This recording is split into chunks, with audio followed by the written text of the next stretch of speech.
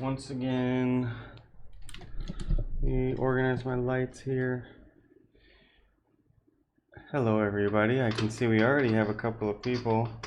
I guess I forgot what time I normally start, and then I posted last night that I was starting at 10, so I woke up and said, okay, I'll start at 10. So I hope that's not inconvenient for you guys. How's everybody doing today?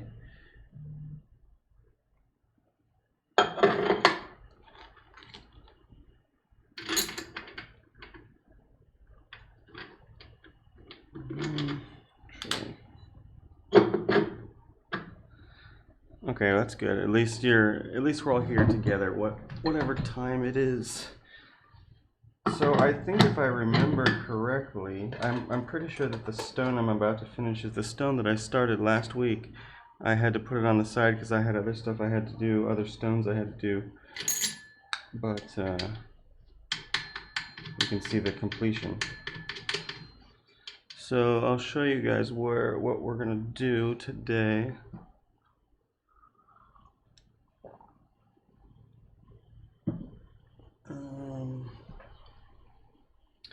Okay, so let's see where we at.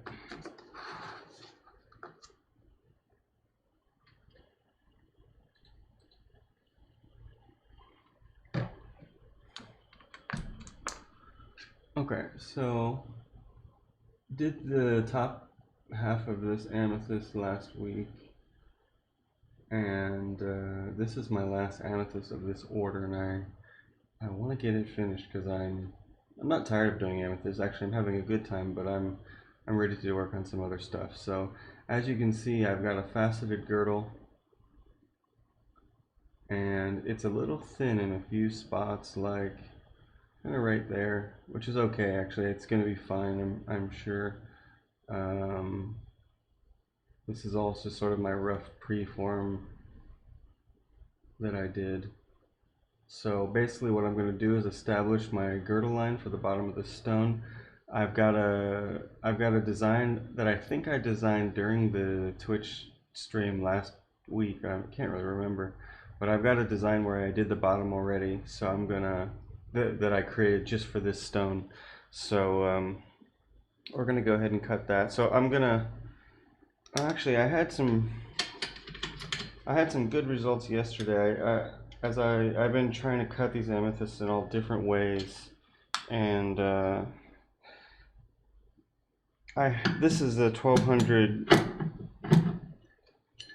sintered lap, but actually I had a pretty good experience yesterday with going straight from 600, and the 600 leaves a little bit of a nicer finish for me on the surface of the quartz. So let's try and do that one again just for a continued experiment. So yeah, I feel like I've gotten my amethyst polishing technique down very, very solidly now.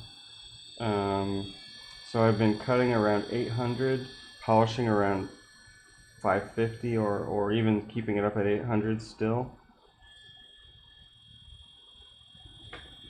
But we're not ready for that yet. First thing I have to do is align the stone in the index. So I'm going to put my index on 96. I know that I have, because of the shape that I'm doing, I know that I have a flat spot here on 96. So I can use that facet to align the rest of the stone, as long as the facet is clean and doesn't have any glue on it. So I got to make sure it's clean.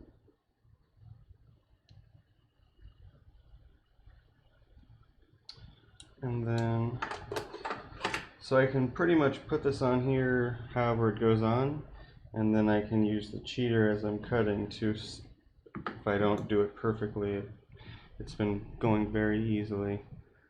Morning Sam, morning everybody. So, okay, so yeah, it's flat. If I see that my index, or whatever, my girdle line is coming in crooked, then I will adjust it slightly with the cheater. And so yeah, let me see if I can show you guys the design. I'm pretty sure that I designed this on the stream last week, but this is what the, oops, hold on. Let me switch over here and, oh yeah, we decided that we can show you this window, didn't we? How does that work again? Yeah, like that. Okay, so this is what we cut last week in Amethyst. So I have all these, oops, I have all these facets here, cut, finished. I flipped, this is so weird. I flipped the stone upside down, and now I'm gonna put these facets on. So if I show you from this point of view, hold on. The mouse is in a weird place on the screen. So this is what I have to do first. I have to put in these facets that are going to establish my girdle line. Actually, I think there's more than that. Yeah. Oh, that one's going to be one as well. So actually, that's kind of weird. This one needs to be up here with the rest of these so that my girdle line gets established correctly. Yeah, so this will be my first step, which will give me a straight line all the way around. And so if you guys are curious about this, I think I said this already, but I'm teaching a class on, what is it, on Friday? It's hard to remember because it's in a different time. It's on a different day for me than it is in America, but I think it's on Friday night or something like that. I can't remember, but Thursday night, yeah, because it's Friday morning for me. That's right. So Thursday night in America, we're going to be having a class. It's pretty cool actually. I just finished doing all the photos and everything for it, on how to do facet design in a couple different scenarios, how to use this software, etc. So yeah, if you're interested in that, I'm gonna probably repost the link today on Facebook and Instagram, because I think there is still a few seats left, at least for the American time zone. The European one doesn't have as many people, but still has quite a few, so I'm pretty excited. Between that and the fact that my non-paying customer paid today, things are looking pretty good this month for paying the rent. No, it's not on GemCAD. It's GemCut Studio. It's on Mac, Windows, and it's even gonna be on iOS and whatever the Google OS is called, for Android phones. So yeah, you actually don't need. Well, let me say it this way, because somebody asked me about this before. I don't think it will be very good to try and follow along in the software while you're watching the class. I think the better idea is watch the class. I'm gonna then later, within a day or so, give you a link to be able to watch the video over and over again. I think I don't think that you'll be able, unless you have two screens on your computer, I don't think you're gonna be able to have the Zoom window open and your GemCut Studio window and being able to see everything. I think it better just to watch the video, or I mean, watch the live thing and then go back and try and recreate what I've done. And then you can, whatever, switch back and forth. But if you wanted to, either way, Mac or Windows, it's totally fine. GemCut Studio, yeah, as Lady Lapidary said, it's a 1 month free trial, and then after that it's $100, and that's a lifetime, whatever, registration. So you just get all the updates forever for free. So it's a pretty good deal, I think, if you use the software. For me, I'm using the software every week, so it's super useful. And for class, it's really I use it all the time for making diagrams for my students and just testing stuff. So I find it to be very useful. So yeah, if you guys are interested in that, it's cheap. It's $9. I think somehow, I haven't figured this out yet, but after the class is done, you're going to be able to rent the videos on maybe on YouTube. I'm not really sure because I haven't figured out exactly how to do it, but I'm looking at it because a lot of people have messaged me saying they want to do the class but they can't be there. I'm sure that I'm going to redo the class as well, or repeat the class as well, but maybe there's some possibility of like a distance learning where it's not live, but we'll see. I got to figure out if that's really possible. Okay, so let's get into it. So I've got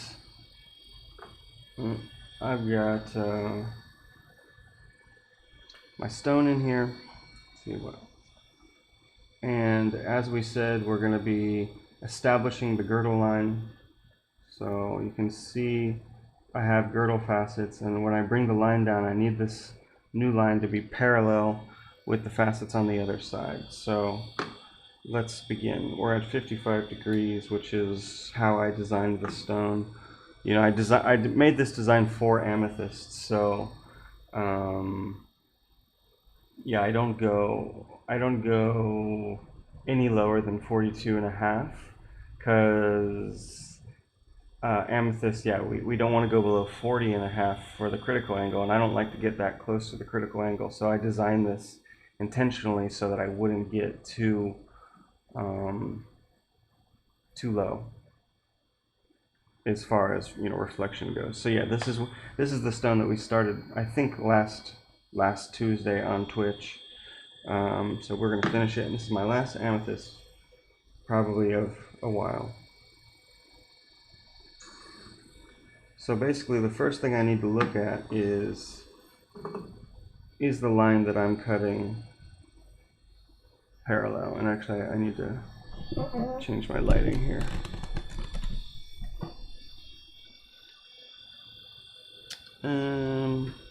Okay.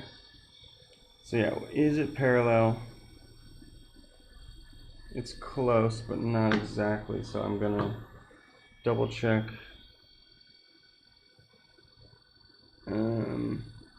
It's pretty subtle. Actually, maybe it is. Maybe it is. It's hard to say. Keep on going and see what happens. And give me 1 second. I need to adjust the aircon.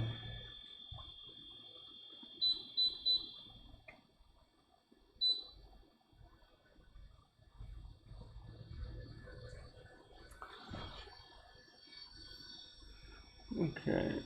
Yeah, I think it's a slight adjustment. So once you get your first facet totally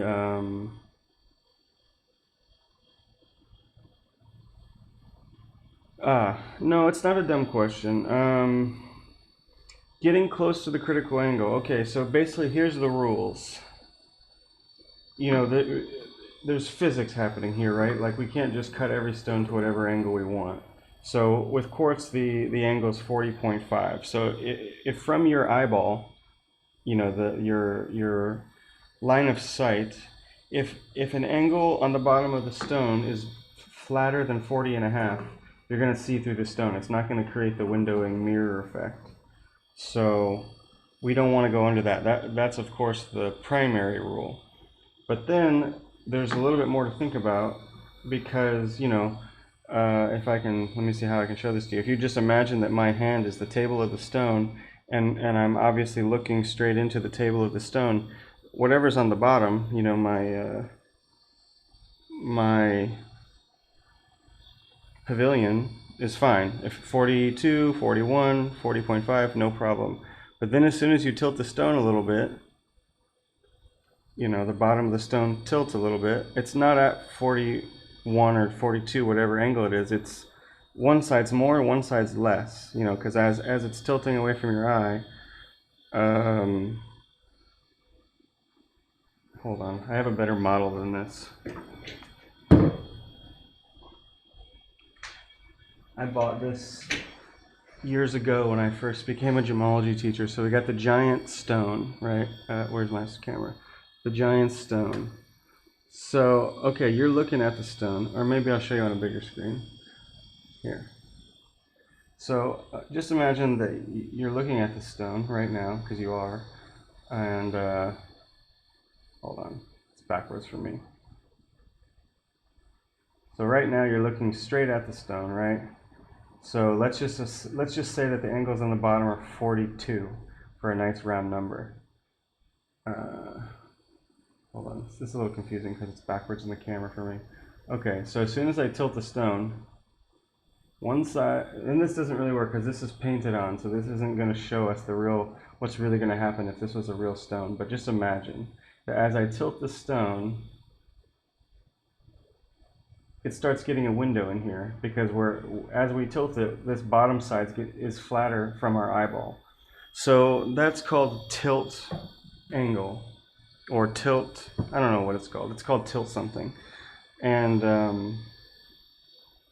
so basically, if you cut right on the critical angle, like let's say my last angles on this amethyst were 40.5, there's only one tiny way that you could look at the stone and not see the window, and then as soon as you tilted it, which is pretty much most of the time, you're gonna, be windowed. So I like to, my rule of thumb is try and stay 2 degrees above, or whatever, deeper than the critical angle. But even 4 could be better. But on amethyst or any quartz, it's already such a low number, or such a deep number, 40.5. I don't really want to have a 45-degree angle as my last angle. It's going to be a super deep stone. So yeah, good. I'm glad that makes sense. But we also don't want to be too deep, then we get into extinction. That one's a little bit harder to explain. I need like a visual aid to do that. But yeah, there's a fine line. I don't want to say too much because we're getting deep into the stuff that I teach in my class. So I can't give it all away. So you got to come to the class if you want to know the mysteries of the physics of faceting. Though actually, I am working on another class because I'm thinking about online classes now that I don't know how it is wherever you guys are, but Thailand pretty much just announced that we're going to be for sure, like on lockdown for another month, and we're also on an alcohol ban. So the alcohol ban is also going to continue for another month. So, I figure that anyway, but I'm thinking a lot about online classes now. Yeah, I don't know why they're blocking alcohol. This is kind of, to me, it's silly. And there's like an article came out last week, or when they first did the alcohol ban, which is now 2 weeks ago, and they were saying like over 10,000 people in Thailand are, like severely dependent on alcohol, and if they don't have alcohol, they can die. So 6 weeks of, if you're an alcoholic that needs alcohol and you go 6 weeks with no alcohol and you're old or sick or whatever, maybe you could die. And that's a ridiculous way to die. So I don't know. I see that America today and the last few days is now up in arms about this lockdown. Everyone's protesting. This is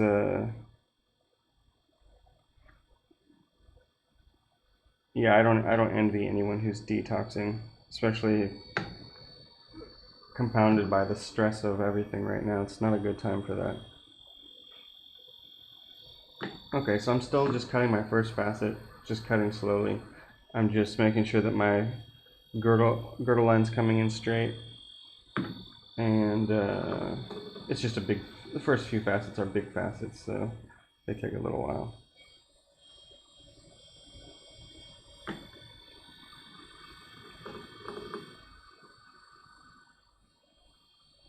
Oh, good. Okay. It seems I'm seeing it every day on a few friends' social media, so it seems like it's all over the world. But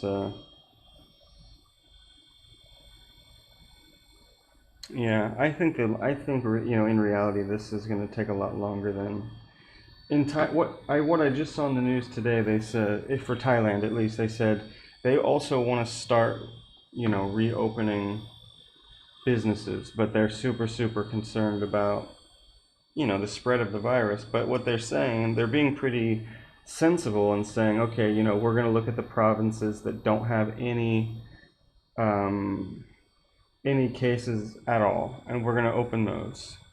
And then we're going to look at all the provinces that have not had any new cases in 2 weeks. And then we're going to slowly start to open those, but no bars, no, I don't know, group places. They still want people to be social distancing. So I don't know, this seems kind of reasonable to me, but we'll see. Okay, so first facet is kind of done. Show you what it looks like. I left the girdle a little bit big in case I end up going back around and balancing these again, because sometimes once you get them all done, you need to tweak them out a little bit. But so here's what my first, you see right here, if it will focus, that little rectangle. Yeah, there you go. That little rectangle, that's my girdle. Notice that both sides are perfectly parallel. So I was watching that as I was cutting it and making sure that it's parallel. And if it wasn't, and it wasn't a little bit, I adjusted the cheater a little bit just to rotate the stone slightly. So now I'm just going to go around and do that same line all the way around here. And hopefully, that was a big one, but hopefully the rest of them won't take that long.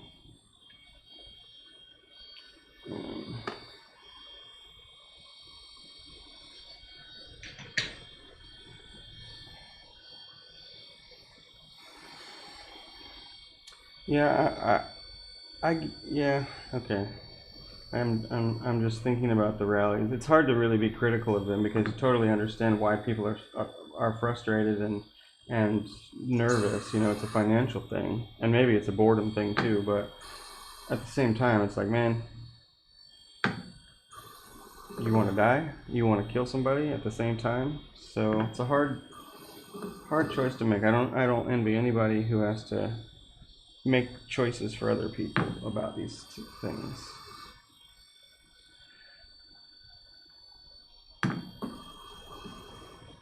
So yeah, this facet's coming way faster than the rest. Also, if you guys are interested, this Sunday, so I don't know if you guys have seen this because I haven't necessarily been posting this on my own social media, but through the school social media. But I'm starting to host these Sunday conversations webinars. We did the last one this past Sunday with Vincent Pardue talking about field gemology, and this weekend we're going to be talking to my buddy Farouk Hashmi, who is a really awesome guy and also a rough dealer who's going all around the world all the time. And he's kind of got his finger on the pulse of really the whole world. And so I'm going to be talking with him and my other buddy Simon Dessart here in Bangkok as kind of a 3-person call. And we're going to be talking about kind of the state of the gem trade leading up to this COVID pandemic, and kind of like what was the state of the trade like in Africa and in Asia,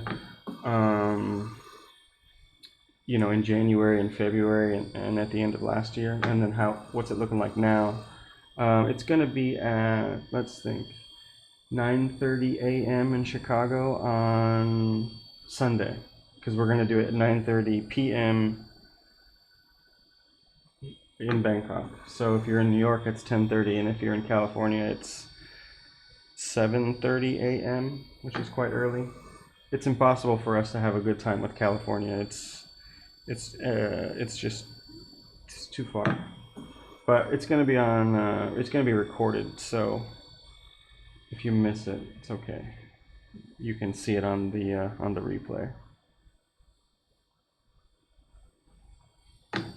But it should be fun. I hope it's going to be positive. It's going to be live. We don't really know how it's going to go until we do it, so just see what happens. But yeah, the webinars now are just getting nuts. Like every Sunday we're doing interviews with people. Tuesdays we're doing this. Wednesdays I'm doing talks on, so yeah, if you guys come here tomorrow on Twitch, well, tomorrow for me, which is like in 2 days for you guys, at 9:30. Same thing, 9:30 a.m. on Wednesday in Chicago, 10:30 New York. I'm going to do a talk. Actually, you guys will love this one. It's the history of American cutting. It's a talk that I wrote for the Tucson show, and it's full of photos. Really, it starts in like 1899 and goes until now, and just talks about the whole history of American cutting with a ton of photos and facts. So you guys should definitely check that one out. It's right up your alley. I have kind of been wary of doing any of the fascinating history talks online, because that's kind of my research project that I don't really want to release to the world yet. But the American cutting one, the American cutting story, I don't mind to do that. So yeah, come check it out. So yeah, I'm just cutting the rest of these first tier girdle facets. I'm on a 600 centered lap, so it's quick, but not that quick because the facets are so big. So I feel like I'm seeing some names in here that I haven't seen before. Where's everybody at today? Where are you guys watching from? And what are you doing right now? I'm just curious because we did this 7-hour long webinar on Saturday in the theme of Merlin. So we're talking about like scholarly talks about the Arthurian legends and Merlin. And it's long. It was all day on Saturday, and people were saying like, we're making cinnamon rolls, we're like drinking wine. Everyone was just chilling at home watching us talk about Merlin. So now I'm wondering, like, what are you guys at? Oh, you saw me in Tucson, like physically, but we didn't get to meet. That's too bad, because I was meeting anybody, everybody. That was fun.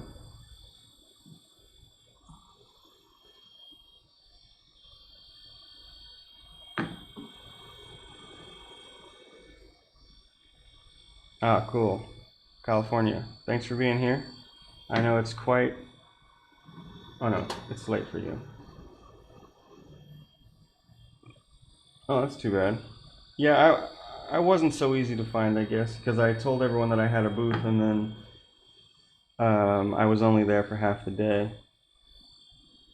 Yeah, I was right next to Joe Henley, but I was only there in the afternoons, and there was one day I didn't even go because I was just running around so hard and meeting so many different people, looking at stones and giving talks and this and that, that I don't know, I guess that's just the nature of Tucson, but it's hard to run a booth by yourself. That's what I learned. Next time I need to bring a helper. Yeah, if we're gonna sell stuff, definitely 3 or 4 helpers. If we're just showing off the faceting demo, then just one person to run the booth while I'm not there is okay. But we're kind of thinking about next year, like maybe we should come and bring some machines and just do cutting on demand for the whole month. That might be kind of fun.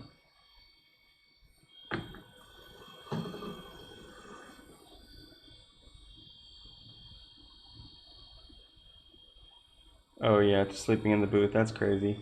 Um, I worked in Tucson 1 year with this guy at the Pueblo show, and he had the hotel room, so we used to just sleep in the room just to save money. Like we would just throw down sleeping bags at night, and we were just surrounded by all these crystals because he was like a mineral dealer. So we would just sleep surrounded by minerals. That was kind of fun. But a month is a long time to be sleeping in a hotel room on the floor with a whole bunch of other people. So I didn't do it a second time. It's 600 grit.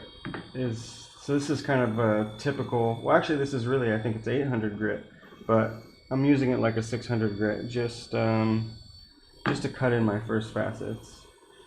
If I was really feeling like I was in a hurry, I would maybe do it on I have this 240 lap, but I'm not really in a hurry today, so it's okay. Wow, bottom of the bathtub, that's kind of hardcore. I feel like if you sleep in the bathtub, you're not going to feel good when you wake up. It's kind of cold. And I don't know, unless you're really short. I can't really fit in the bathtub anyway, so that doesn't sound very good to me. I'd rather just sleep on the floor.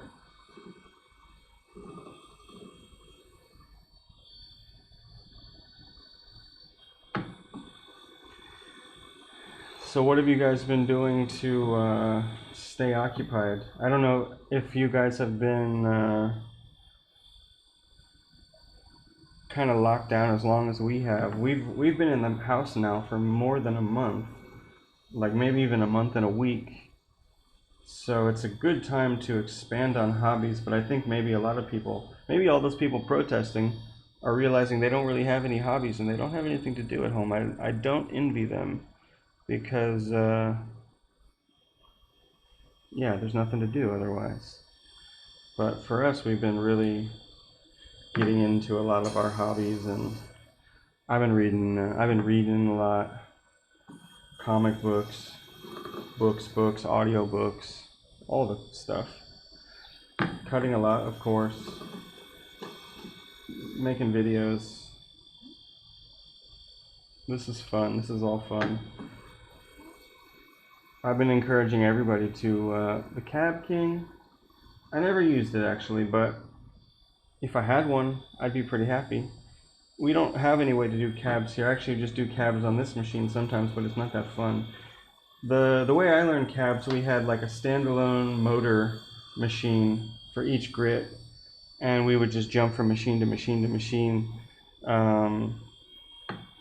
But yeah, that's a lot of stuff. That's a lot of room. I think if you just want to have one machine that has, what is it, 6 wheels, seems pretty good. The only critique I've really heard about it is that the wheels are too close together, and sometimes you end up hitting your hand on one of them, which isn't very fun. But I'd love to have one here.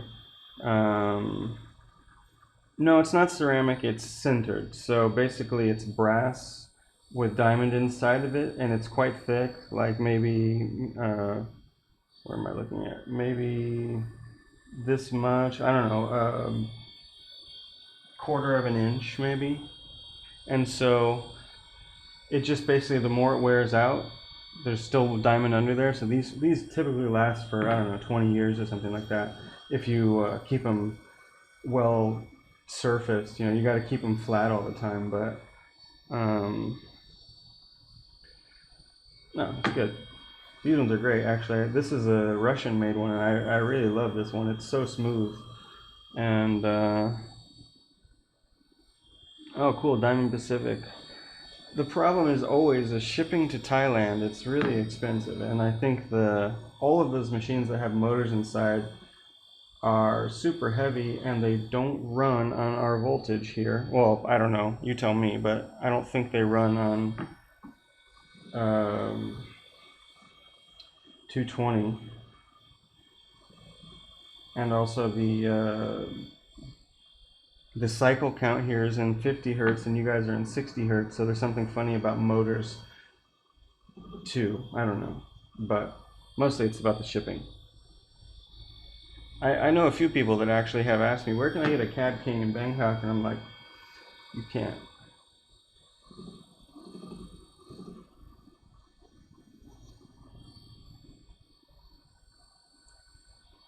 So you see, I'm only using the inside ring. It's not because I want to, it's because if I take this thing off, I can't reach the outside ring because this thing's blocking me, but if I take this off, I'm going to be spraying myself. So this isn't really the right way to do the centered lap, because you really should be using the entire surface. I'm likely to lower the lap right there, but just do what I have to do. Oh, they do have a 220, okay.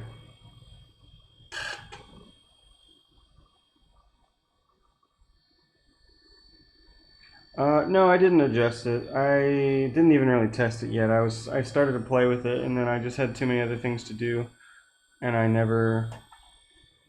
don't even know if I can adjust it actually. I just kind of wanted to see how it was, you know, how flat it was, and it actually looked like it was okay.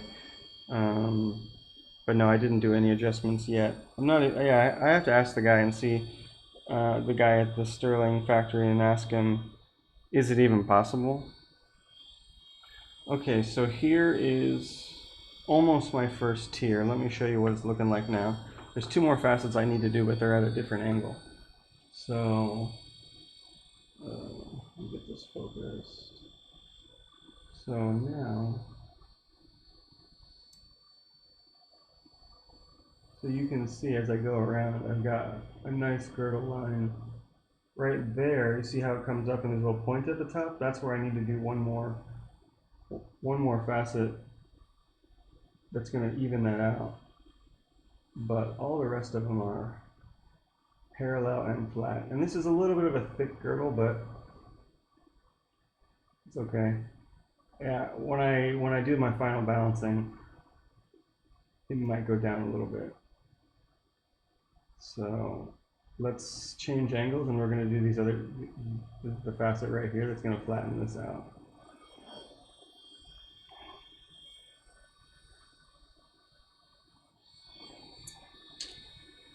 So the idea behind this design was, I've just been playing with this idea recently of just like mixing brilliant cuts with step cuts. So just trying to like put in 2 or 3 steps, but make them into be triangular shapes instead of square shapes. I think I'm onto something, but we'll see. Average thickness of girdles, I don't know, it's hard to say. Let's see here on the millimeters. Yeah, maybe anywhere from like 1/2 to 1 millimeter, just roughly. I mean, half looks, when I look at half,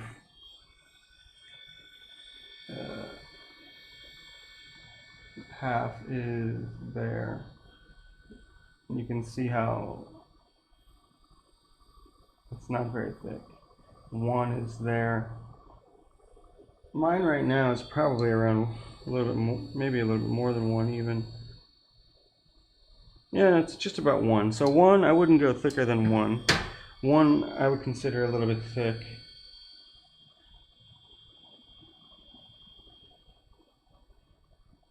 So maybe 1/2 to 1.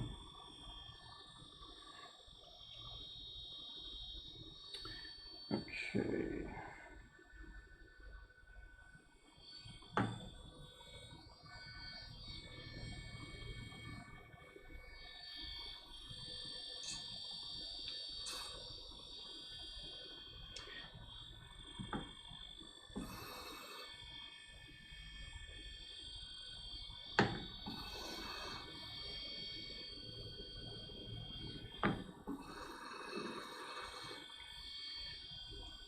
We've been playing a lot of games. That's the other thing we've been doing lately. Settlers of Catan. We have all the expansion packs, and we haven't used them all yet. So we've been learning how to do seafarers with 2 players. This is quite fun.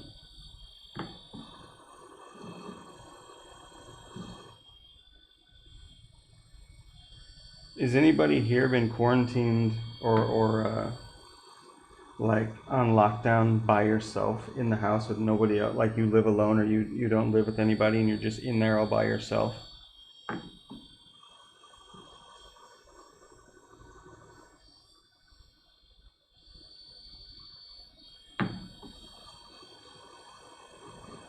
Oh, I don't know. It could be torture. Oh, okay, you're by yourself. So tell us, is it torture or is it great?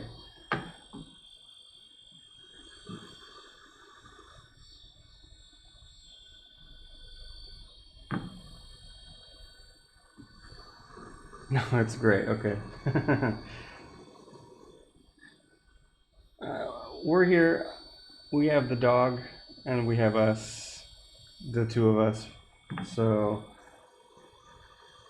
for us, it's okay. We have several different floors in this place. So if we need to have some space, we can just go on different floors.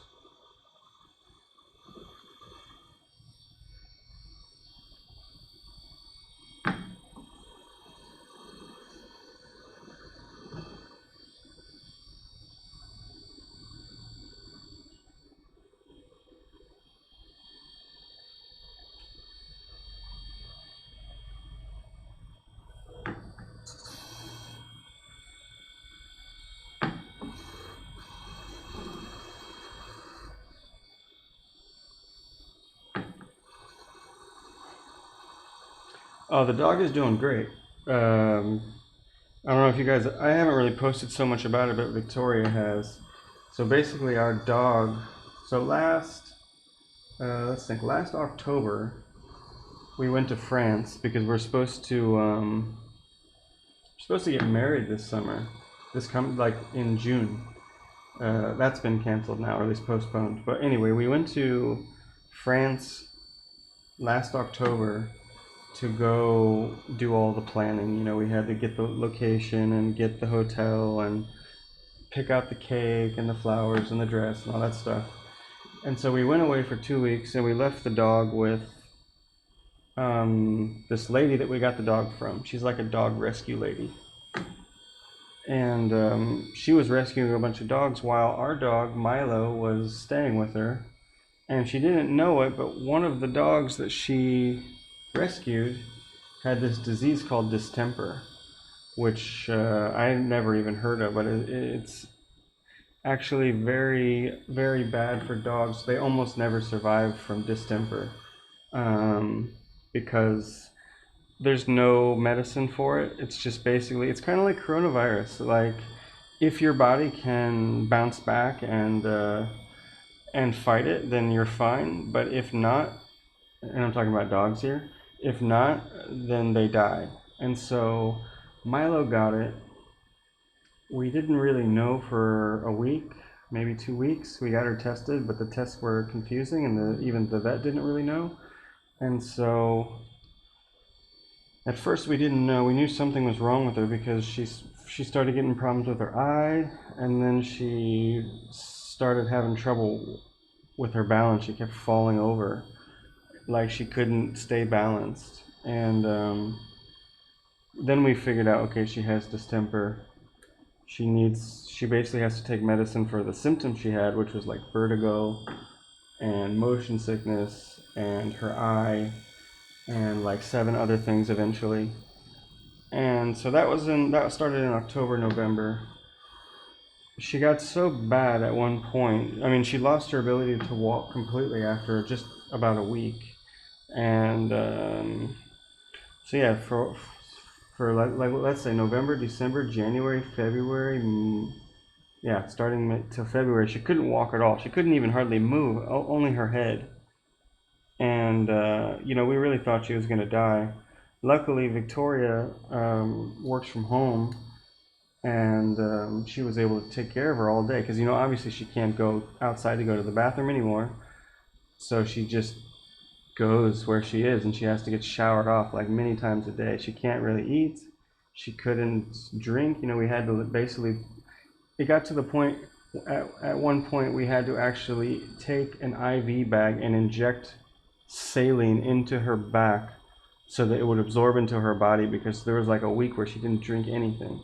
So she got super bad. Like, she would have died for sure if Victoria wasn't at home all day, just giving her like hourly care. And yeah, it was really intense. She couldn't sleep at night. She was crying all the time because her she was in pain. She was constipated. It was just everything, it was awful. And but we just kept giving her medicine. We kept taking care of her. We kept being nice to her, and she kept fighting it. She didn't give up either. And eventually, her body did fight it, and she's doing so much better now. Like, she can walk. She's going outside on walks. She still falls over a lot. She can't run really. She can't jump. She can't go on stairs. But she's getting better, and now she's starting to jump off of stuff. She wants to jump, but she can't. Her muscles aren't strong enough yet. So yeah, she's just kind of slowly in like, and we were even swimming with her for a while, like putting her in the bathtub so that she could get some physical therapy that way, because that was helping a lot. But now she's just walking all the time. So yeah, she's doing much better, which is good. Yeah, no, it's not good. The saline injection was super unpleasant. And it's crazy actually. So we were taking her to the vet here. The good vet here is at the at the university. It's like a university hospital vet. And they were doing all this crazy stuff. Like she was getting acupuncture every week, like electro acupuncture. So she would lay down and they would put all the needles up and down her spine, and then have them hooked up to all the acupuncture electric things. And the acupuncture really helped her a lot. Like we saw immediate results almost every time she did acupuncture. That's when she started to walk again and be able to move her legs again. So yeah, crazy stuff. She's just picking up Rosemary. Oh yeah, here she is. Here, you can bring her over to this one. Right. It's the main screen.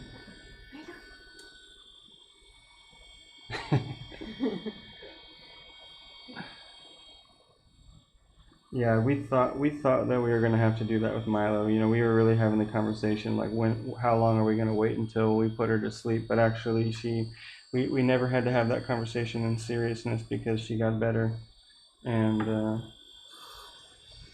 yeah, no, it's not good. So sorry to hear about your cat.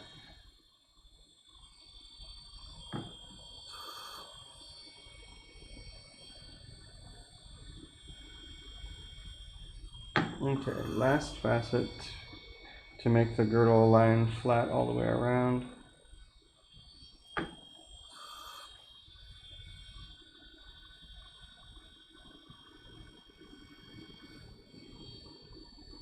So here's where we are now. Let's pull back a little bit.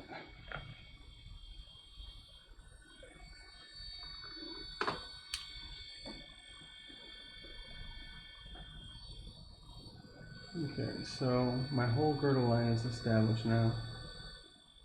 You can see it's just a straight line.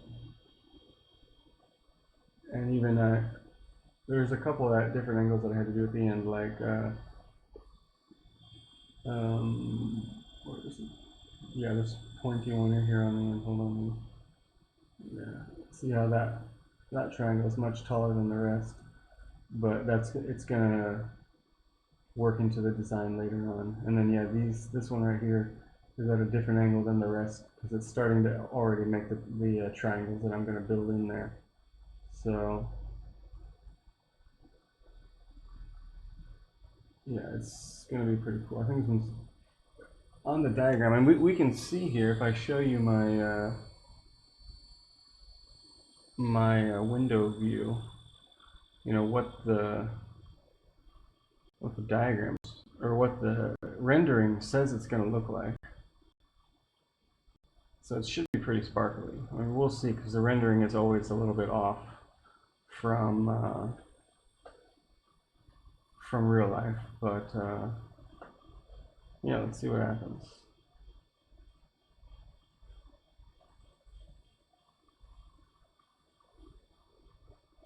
So now the triangles start coming on. And I'm basically building up my tiers. So now I would consider that I'm on tier 2. And tier 2 is basically, I put in all these facets, and now tier 2 is going to come down and interlace and start making triangles. And triangles is what's giving me my sparkles.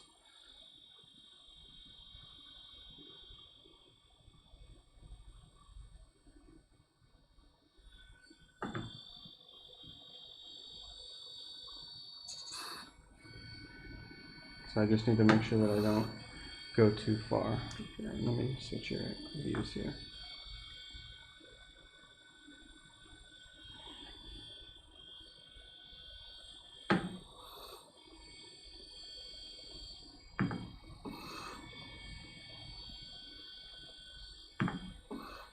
And so now that all the main facets have been cut, it's going to be quick. Everything's quick now. So that was one facet. I'll do 2 and then show you what it looks like, the 2 sides.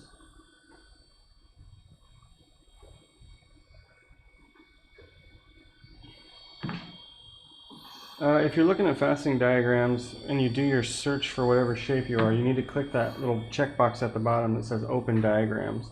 If you don't click that box, it's going to show you a bunch of diagrams without the indexes on it. So yeah, if you're just looking at the picture, I don't even really understand why the site has that feature, because I don't know, those pictures aren't very helpful without the indexes.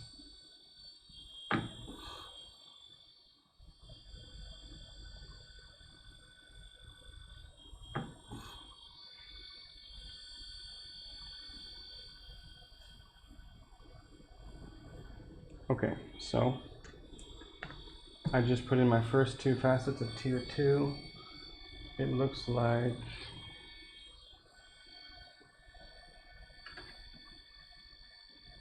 where is it? There. See the two facets right here that make a triangle? It's two triangles that make another triangle. So basically now I'm going to start building triangles around here. And yeah. I want to have 3 tiers of triangle. That's my goal right now.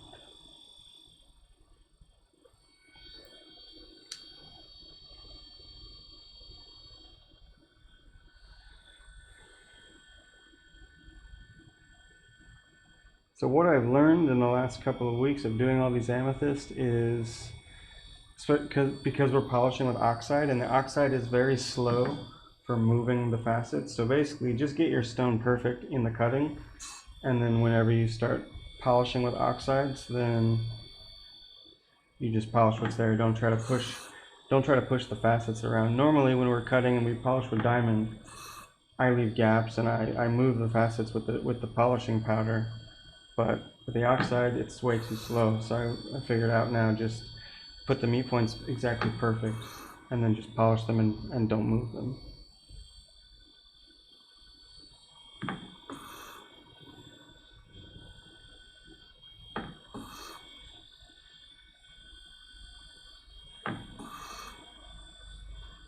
And so I'm just taking all these new triangles down to the girdle line and getting everything perfect.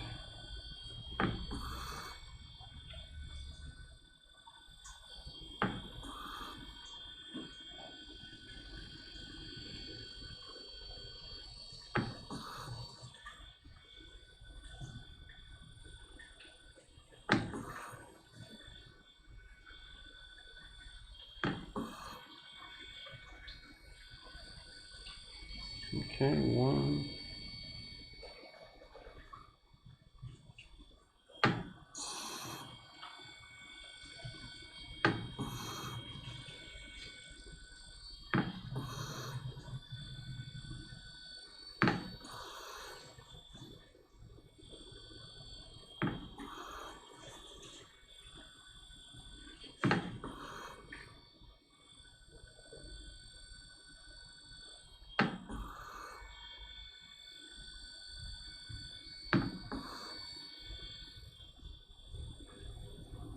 Okay, so I'll show you what these ones look like now.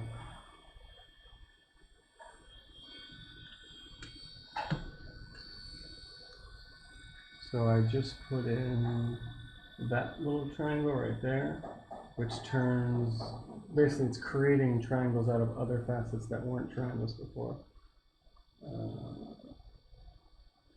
Go back. Yeah, so now I've got a bunch of long skinny triangles with regular shaped triangles underneath. So I've done the whole back side. Now I'm going to do some more triangles up here for the front.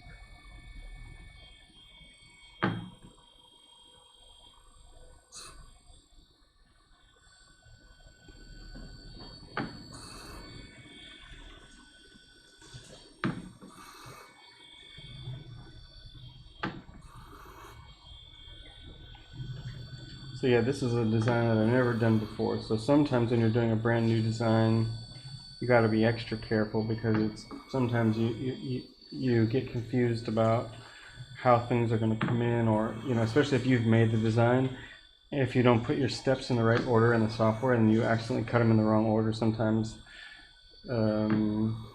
you have just a weird mistake. So I'm just being super cautious right now and making sure I just do small touches and look at where everything's going to go so I don't accidentally make a mistake, especially if I can't fix it.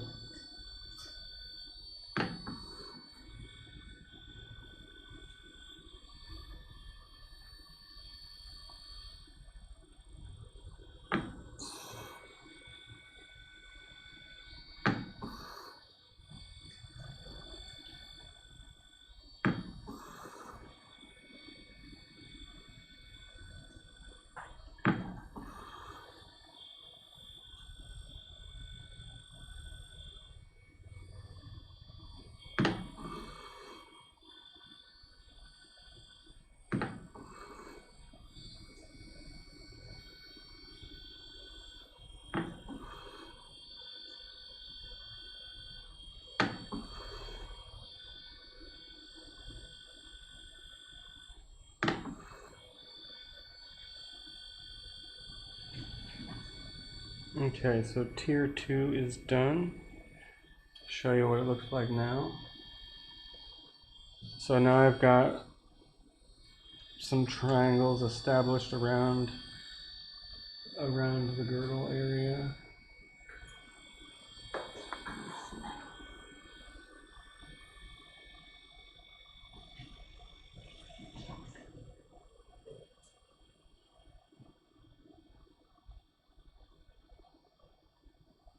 Yeah, you can see I got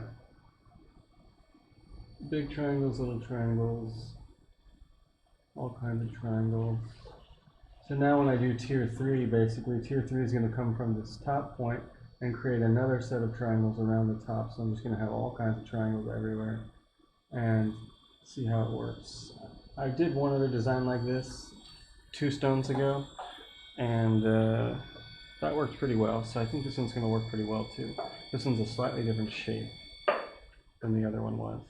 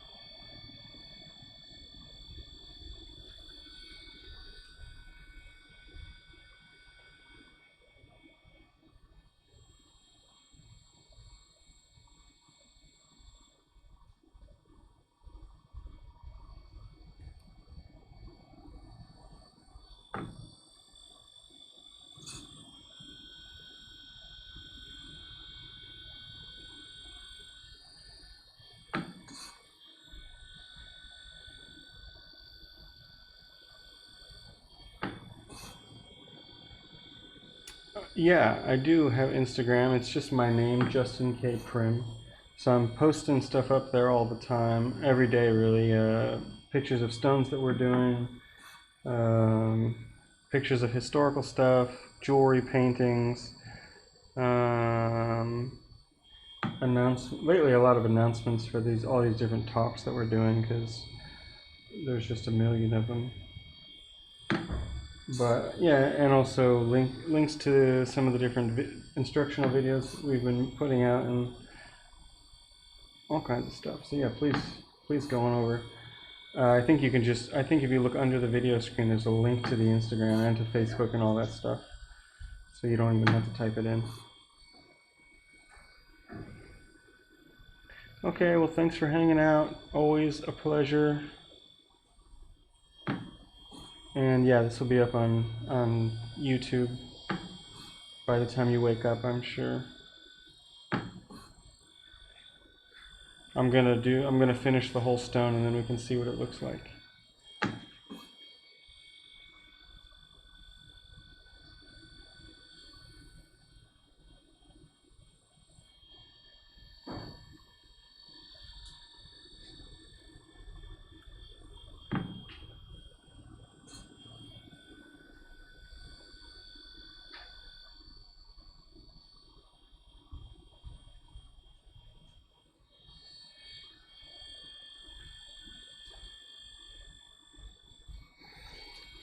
Okay, just going along here and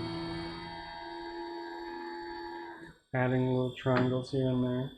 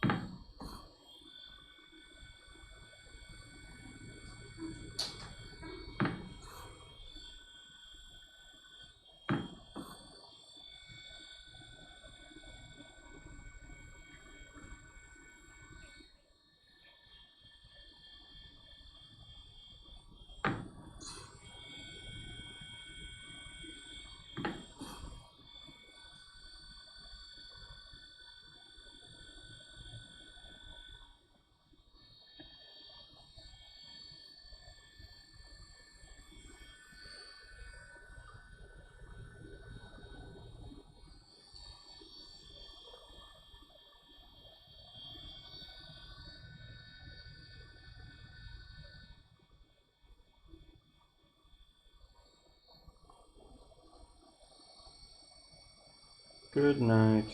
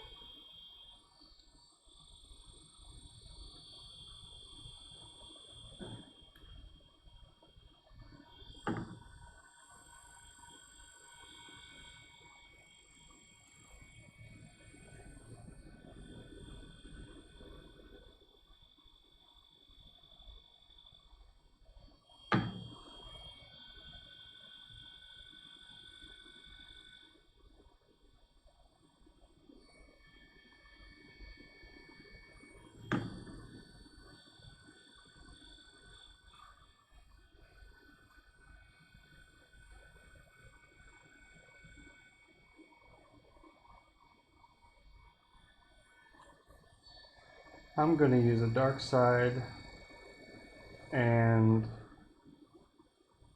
zirconium oxide. That's what I've been doing this whole past couple of weeks. Okay, so the top is done, or sorry, the pavilion is done. Let me show you what it looks like before we move over to the polishing step. So the third tier, it's pretty hard to see. It's kind of subtle because the angles aren't so different than the rest. But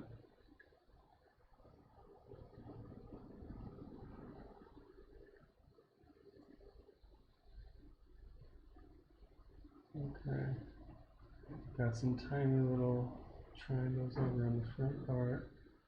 little triangle, yeah, little triangle there. So let's check it out and see what we do in polishing.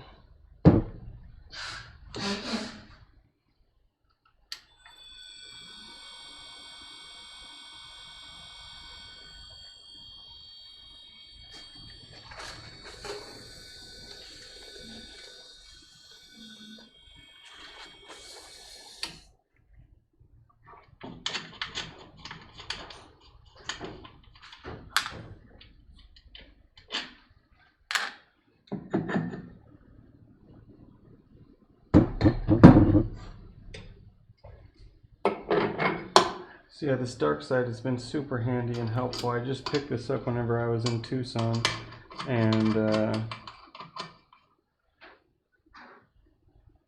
yeah, for quartz, it's great.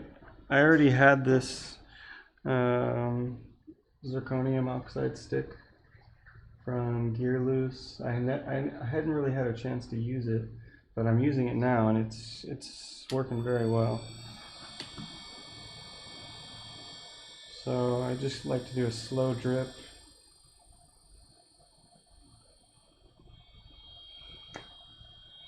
A little of the oxide. And we're going to go back to the first steps.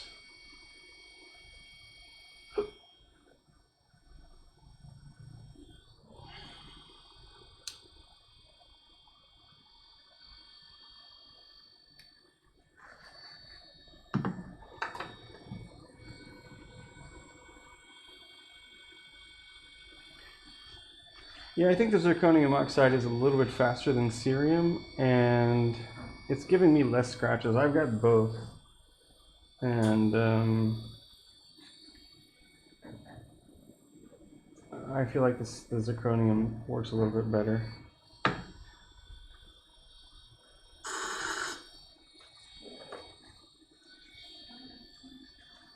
Aren't they right there next to my computer? Oh, maybe they're downstairs next to the bed. I don't know, I thought they were right there. I guess not. Maybe next to the bedroom.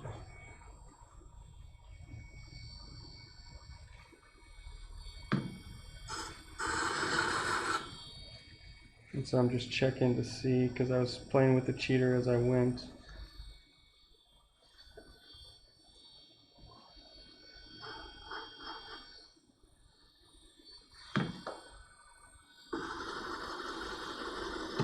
Just want to get everything in line.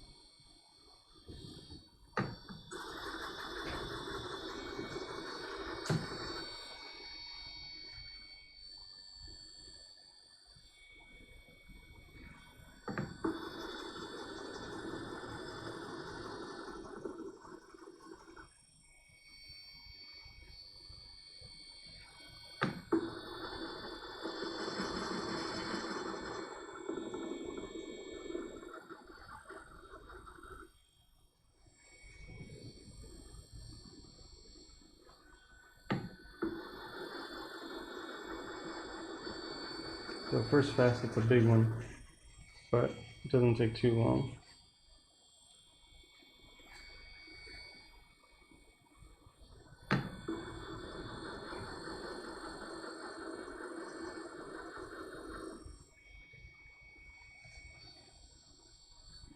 Okay, so first facet's done. Pretty obvious.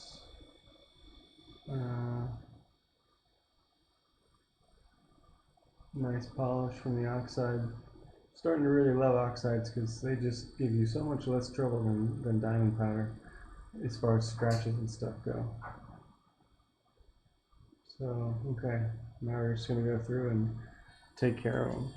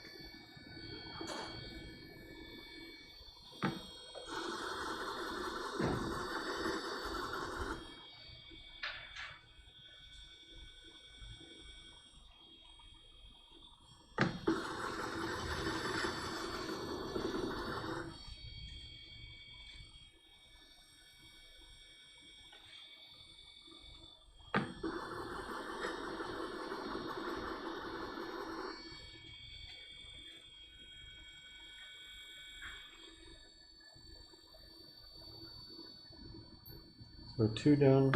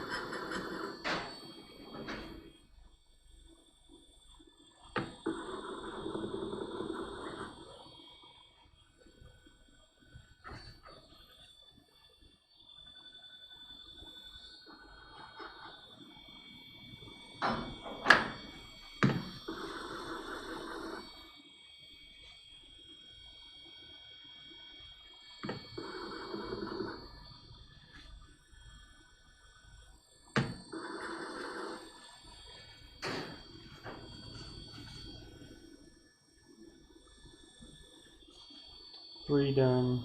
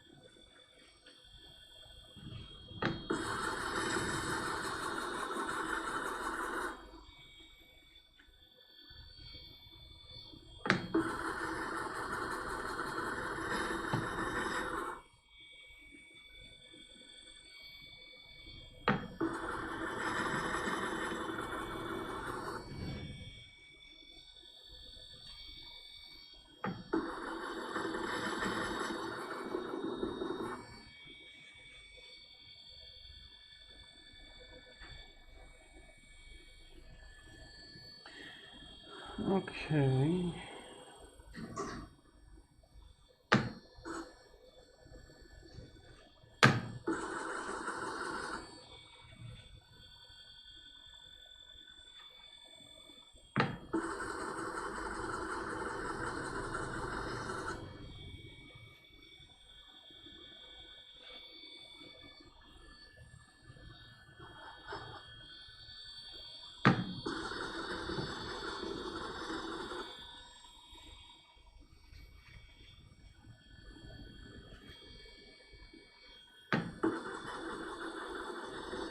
So I'm just making little tiny adjustments to the cheater as I go.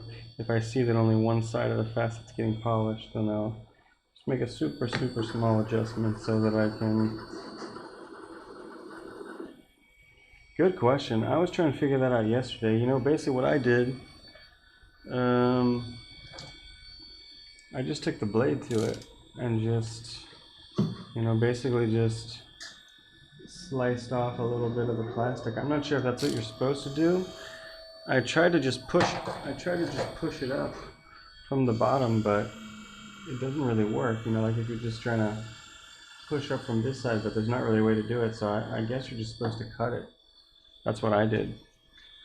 It made a little bit of a mess, but you know, now it's exposed, so I can use more of it.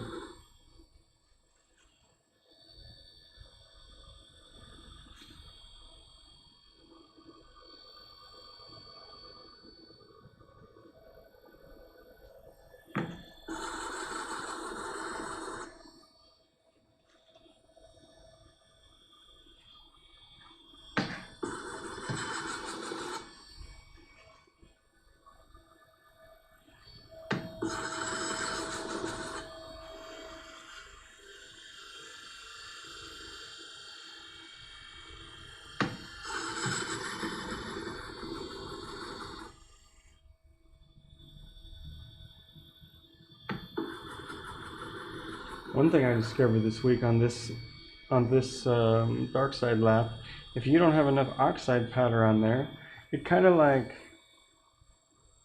as you're polishing, when you look at the facet, it looks like there's a burn on it or something, like this bubbly spot. And then if you just put some more oxide on there and then polish again, it goes away, but it's really weird. Yeah, I've got that pencil sharpener thing too, but I think that's for the paper ones. Which I actually never use that pencil sharpener because you don't really need it to be sharp. You can just use the edge, but the paper ones are easy to come off because you can just pull the paper off. But plastic one. Oh, the pencil sharpener works on the plastic. Okay, wow, I never even thought about that. Okay, let me show you where we're at on tier 1 is polished now. Quite easy to see if it's in focus. So yeah, you can see those little triangles. These triangles, big triangle, two more little ones. Now I'm going to go for that one, which is the begin, sort of the in between the tier 1 and tier 2. It's what makes this black girdle.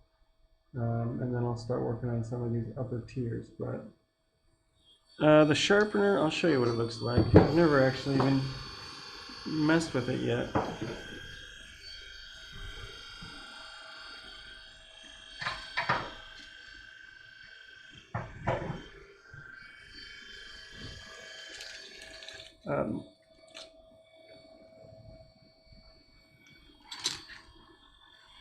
Mine came in a bag like this, and I've never opened it. It's the first time. I guess mine's broken already from some traveling or whatever, but let's see what happens actually. We can just try it out now. Where'd my stick go? Yeah, okay, the stick does perfectly fit in there.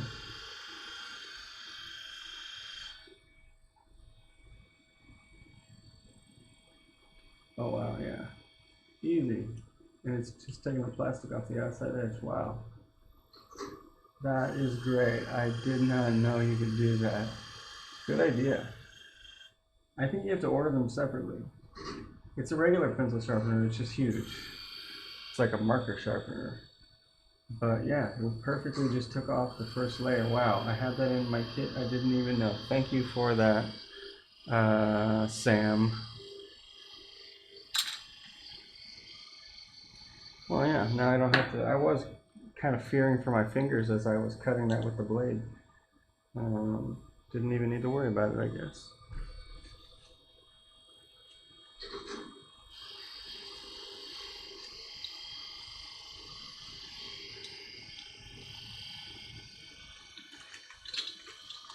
Cool. Well, that's good news.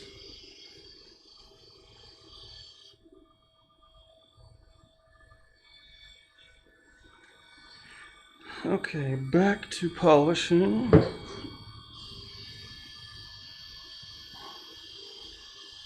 Okay, let's see what's next.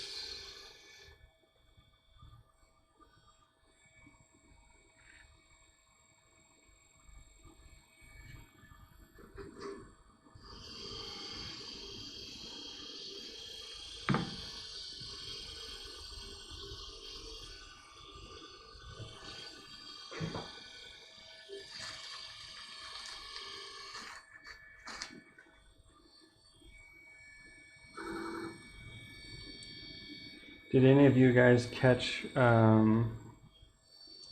this talk or this like live Q&A that I did with Gemology Geek on Wednesday, this past Wednesday?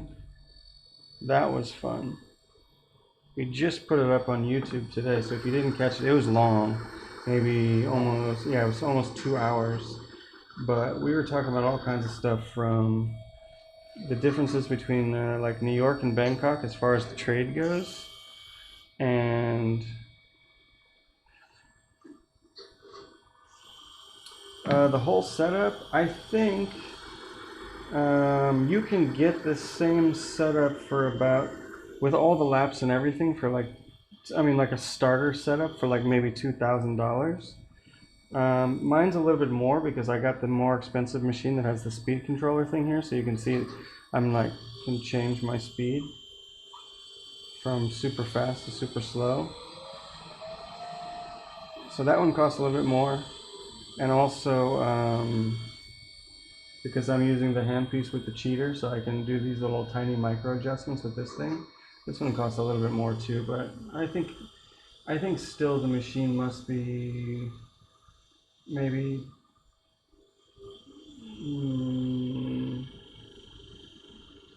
maybe 1,500 with the upgraded stuff. I'm not totally sure off the top of my head.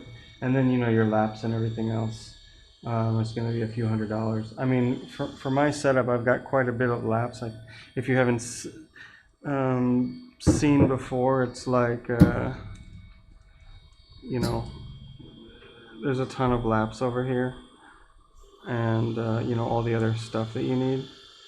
But yeah, I think you can get a starting setup for about 2,000, and then you just add more laps as you need to. Where was I here?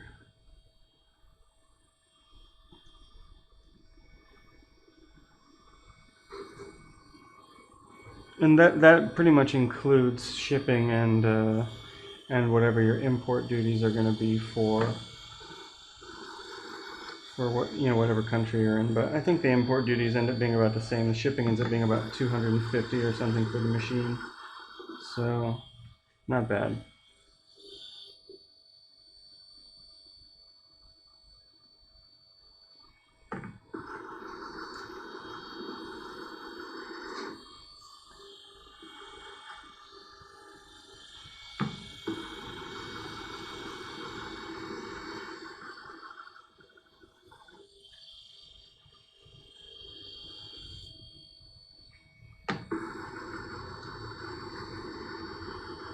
No problem.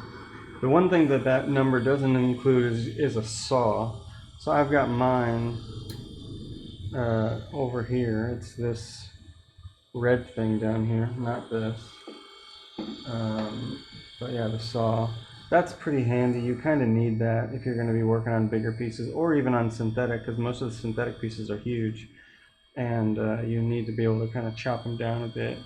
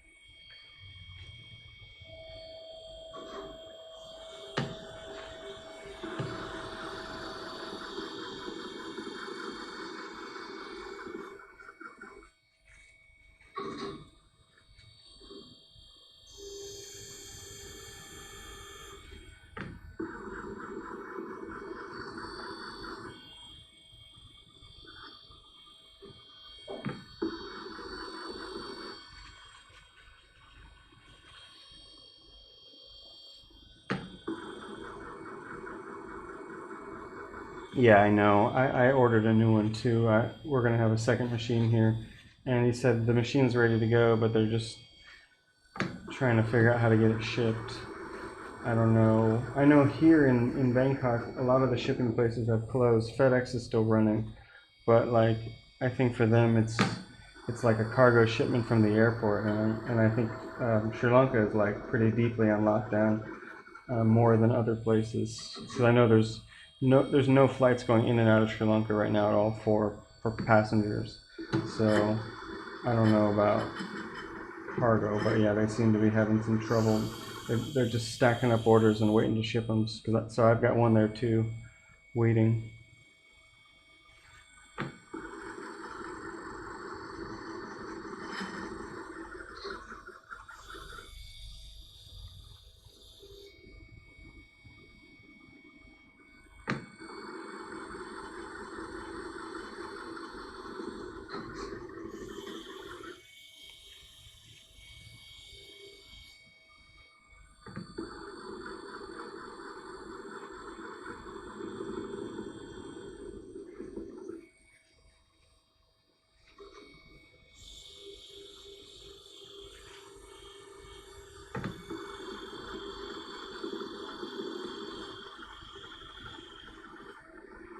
Yeah, I had that saw blade for the Ultratech before, and I used it like 2 times and then I broke it. So I can't really speak too highly for that one. It's not very easy to use. I mean, I guess if you want to dop your stone and then saw it, that's what you're supposed to do, but I was never going to do that. I just held it by hand, and it's pretty hard to keep the blade straight, so be careful with that one. I don't know. It's hard to say because the saw is kind of expensive. Even this one here is $250, and I think in America they're going to be more. But I don't know. You kind of need the saw if you're going to be doing a lot of sawing.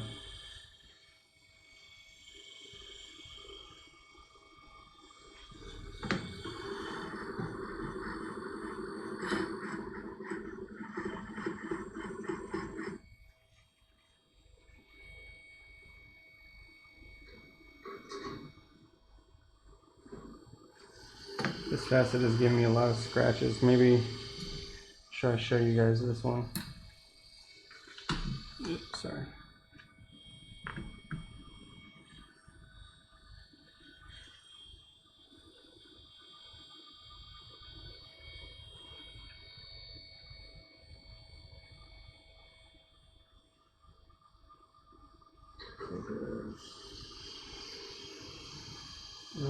You can sort of see right in the middle of the facet there is some.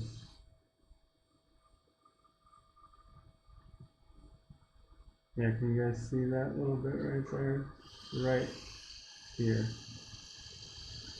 Not very easy to show scratches on this.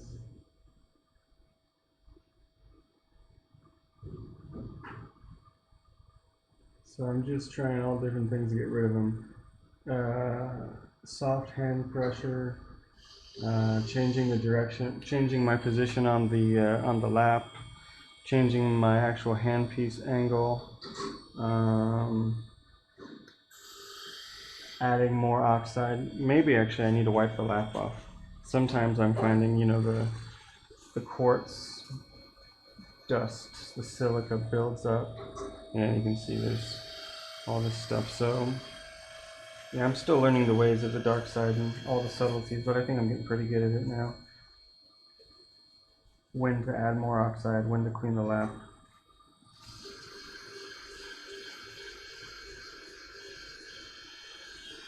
Yeah.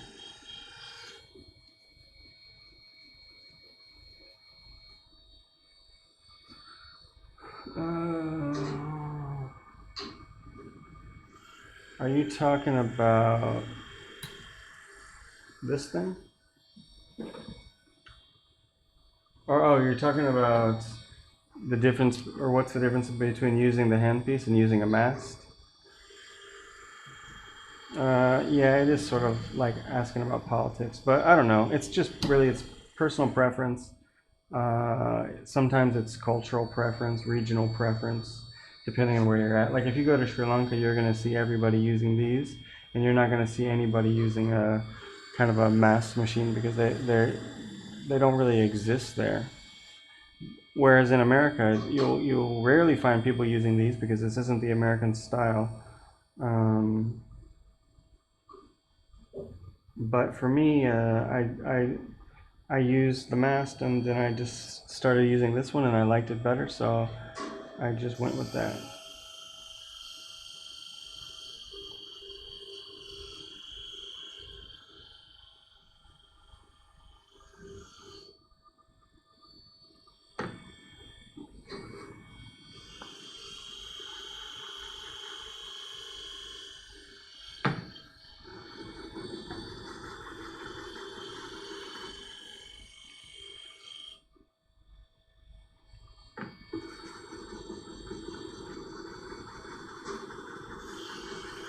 Yeah, I think it's faster, and I like it because I can pick it up and see it really clearly, as Sam was saying.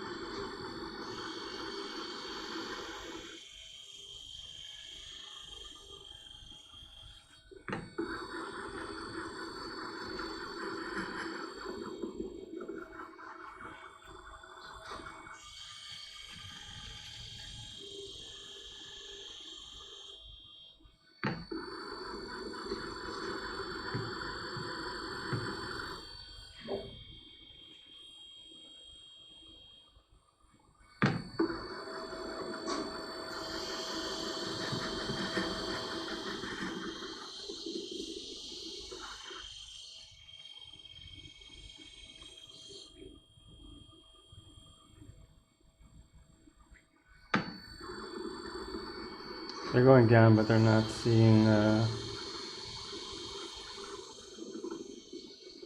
scratches aren't going away all the way.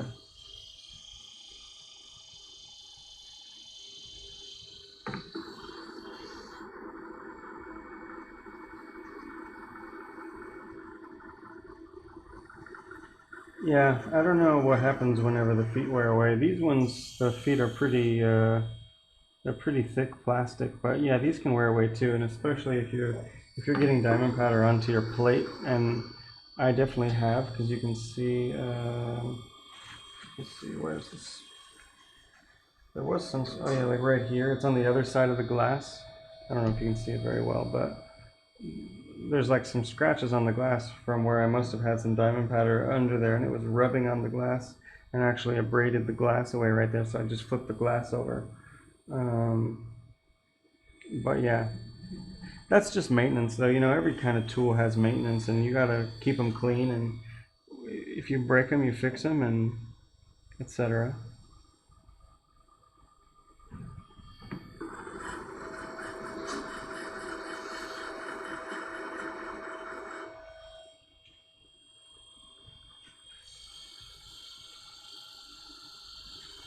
Okay, now it's starting to get smooth. Tonight we're cutting an amethyst. I think it's the one that we started last week. I did the crown. Now we're doing the pavilion, and I'll show you guys where I'm at because I just finished this big facet. We're in the polishing step already, and hold on. So I just did this big one here. Focus, come on. And you can see the first tier is done. Now I'm starting the second tier. That was the one that was scratched, but now it's not scratched.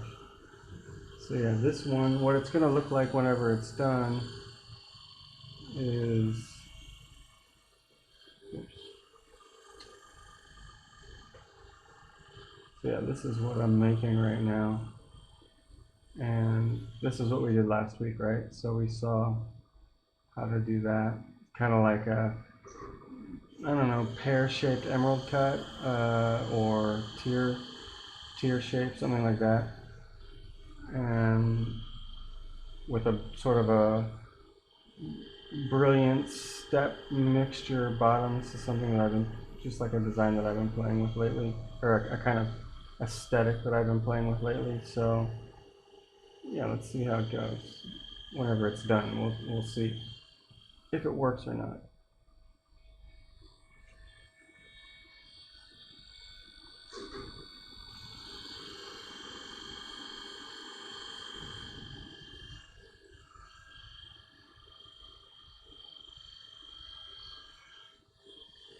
Yeah, you know, from the point of view where I'm at now in the diagram, it looks like the Millennium Falcon. If I can move this thing a little bit, or how do I move it? You guys, yeah. Looks like the Millennium Falcon, right? So that's kind of fun.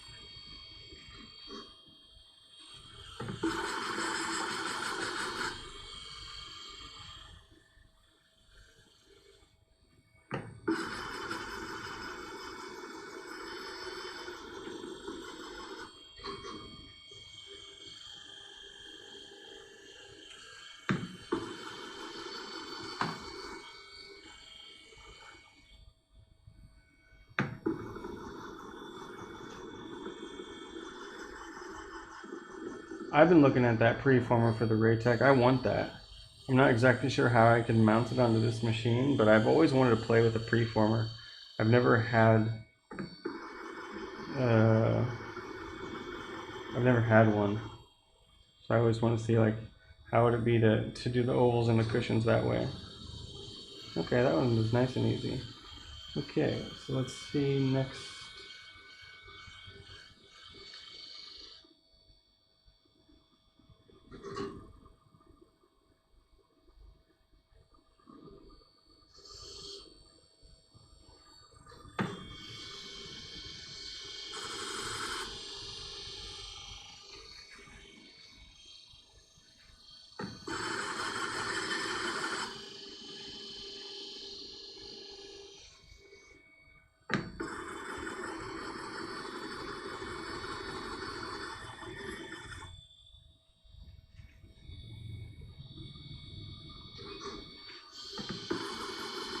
Yeah, I keep trying to tell the guys at Sterling, like, why don't you guys make a preformer that can clip onto the plate and just kind of like hand crank for different like pairs and ovals and stuff, just to make the shaping process easier, because it's pretty hard to make a perfect oval or a perfect pair by hand, or even the perfect cushion.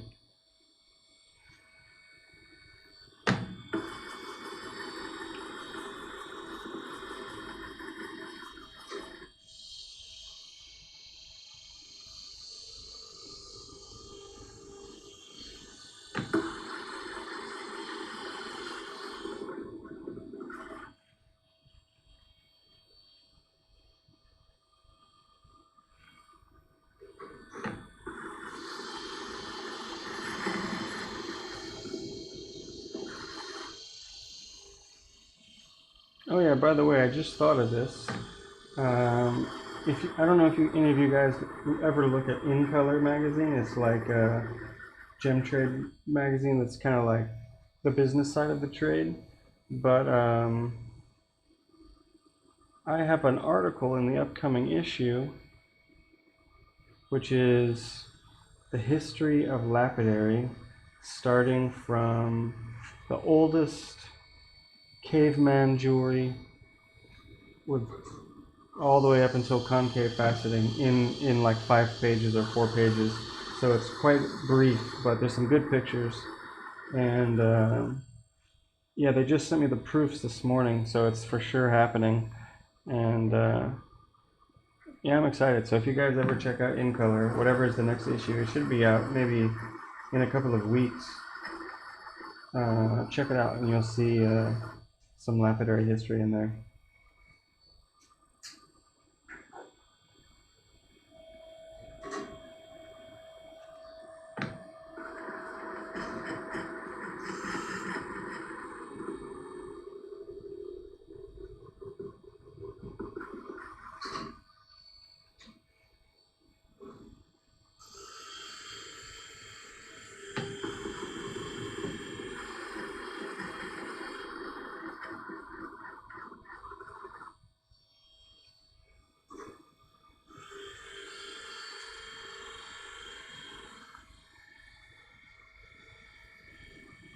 Yeah, that's what I'm thinking too. If I could just put the preformer on the plate, that'd be so good. I don't know if I could, if I got one of the preformers from the Raytech, I don't know if it would, if I'd have to modify it in some way to put it on the plate, but I'm willing to play around with it. But the problem is those ones are super expensive. All the ones that I've seen that people have, they want, I don't know, $500 or $600 for them. And just like, whoa, this is no way. I'll just keep on hand preforming for $500 or $600.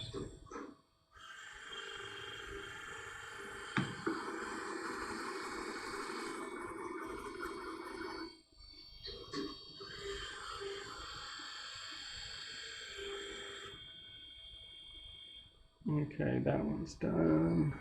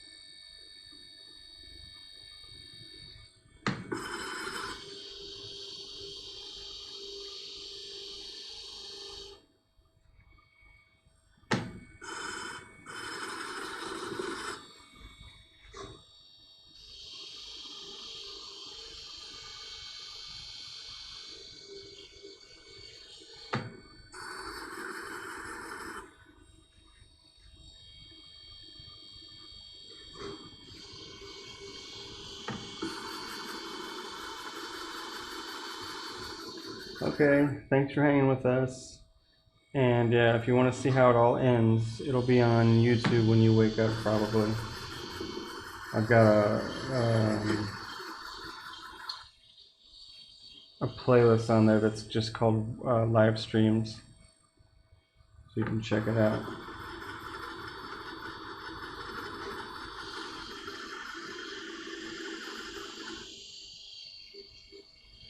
Okay, so maybe the dream of the preformer is just that, just a dream.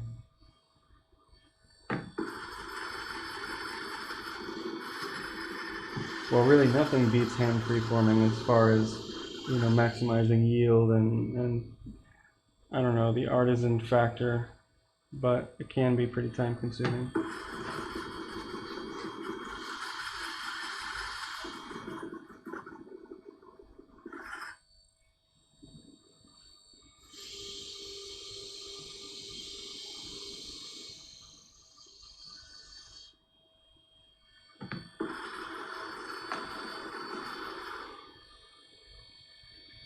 Ah, good. Good comment.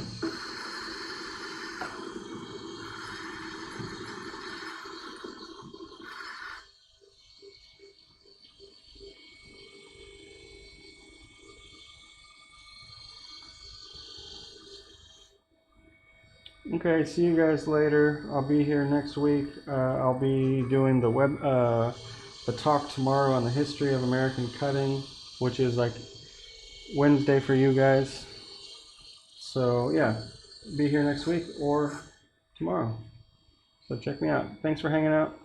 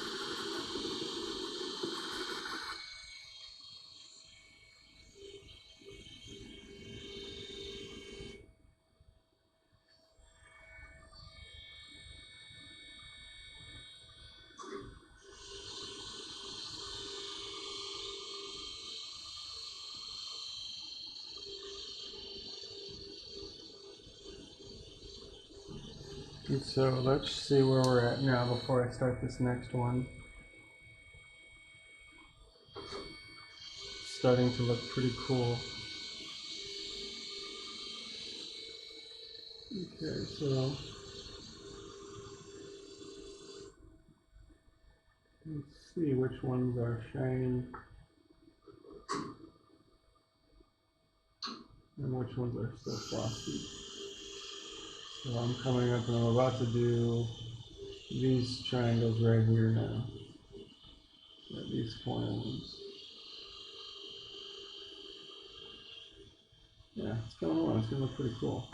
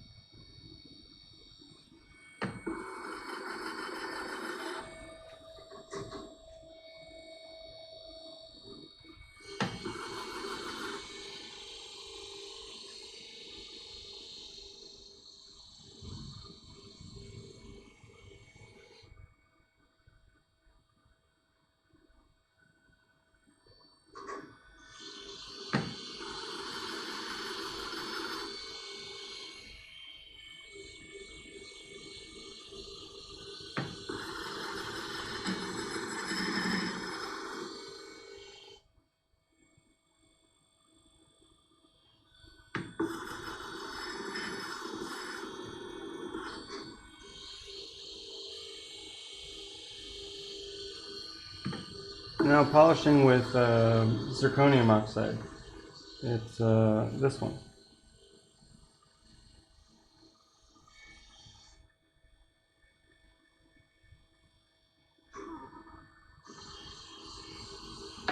I have the cerium one too, but I've just been experimenting with this one. They said that this one was really great for quartz, and I hadn't really tried it, so I've done 3 or 4 this way.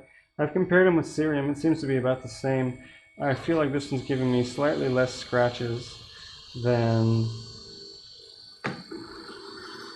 the cerium, but I think they're about the same. If you can get all the scratches off, the finish is the same. So to me, it's just about what's better at getting rid of the scratches.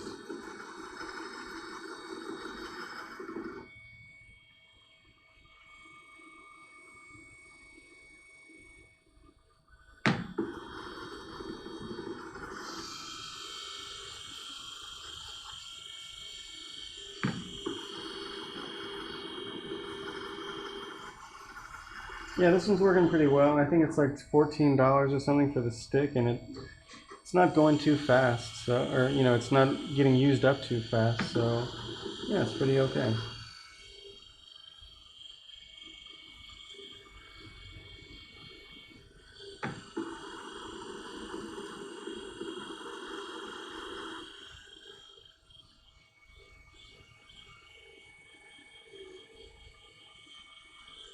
Okay.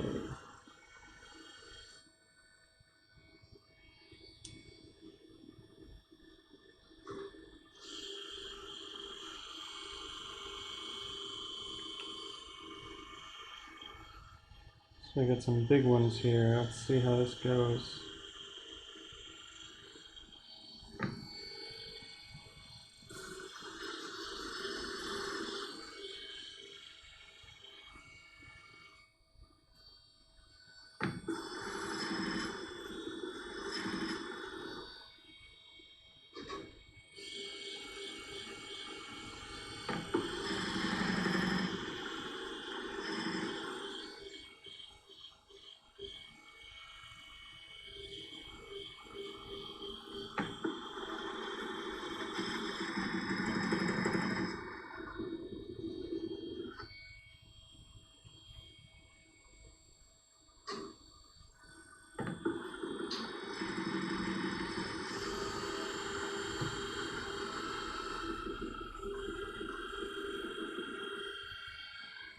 Yeah, I've not had at all any good experience polishing quartz with diamond. It's just scratching or either it's hazy and doesn't give a nice polish, or or it's just really scratchy. I know some people do it. I have not at all got it to work, so I thought maybe I better try and mess with oxides. And yeah, they're great. Not sure why I didn't do this before.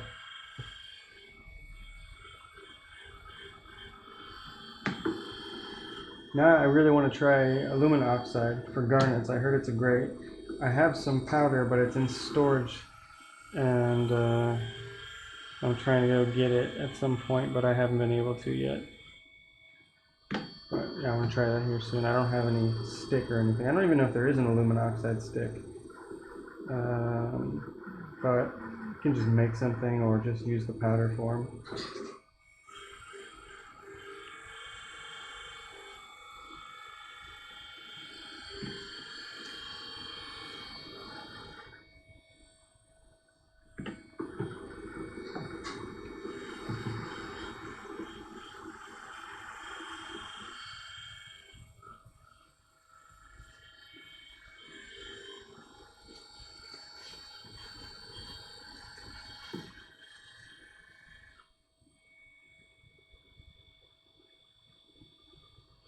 Okay.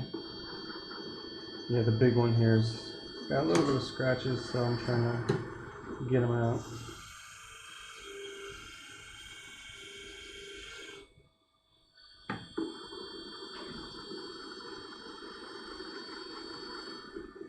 Yeah, I like diamond powder a lot too, but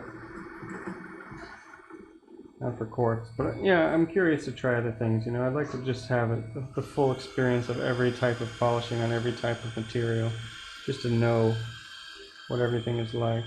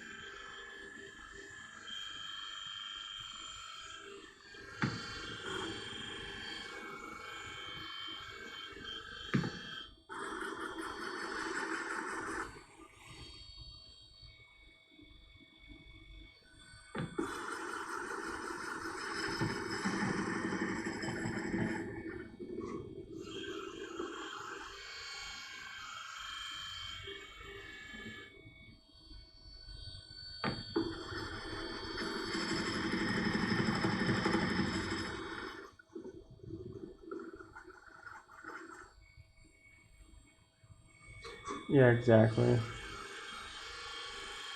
It's fun to play around with different stuff. Sometimes you want to do it quick, but sometimes you just want to see what it's like.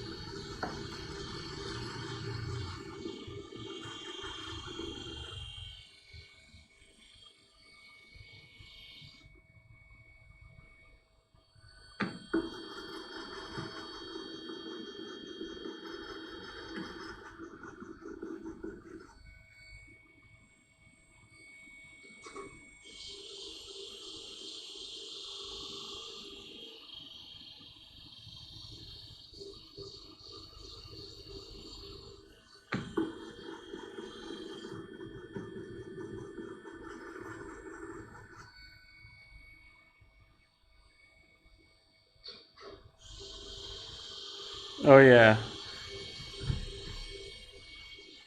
the big one. This one's awesome. It's super heavy. It goes super smooth. I've got mine charged with 14,000 as my kind of commercial grade, but you could actually do them with two different grits, inner ring and outer ring, depending on how big yours is.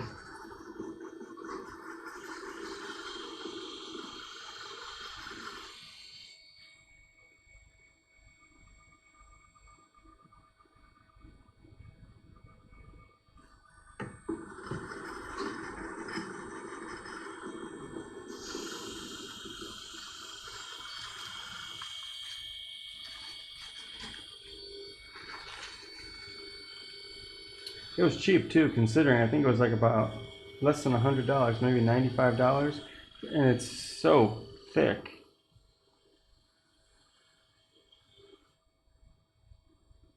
Yeah, crazy stuff.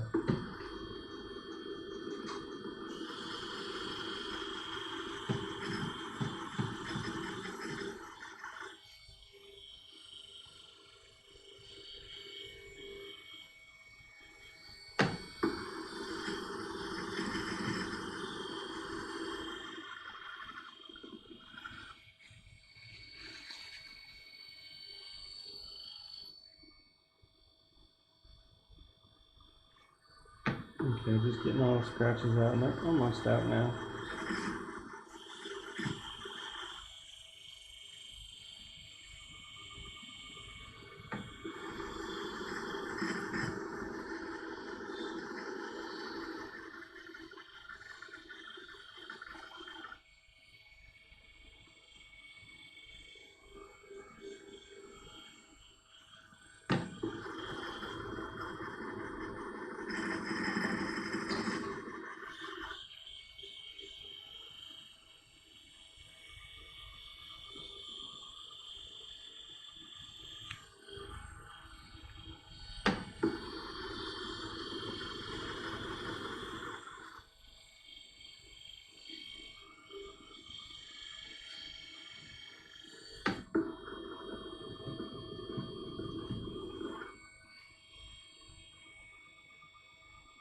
Okay, good. That one's done. That was my last big facet. Now I only have small facets left, so everything should be pretty quick now.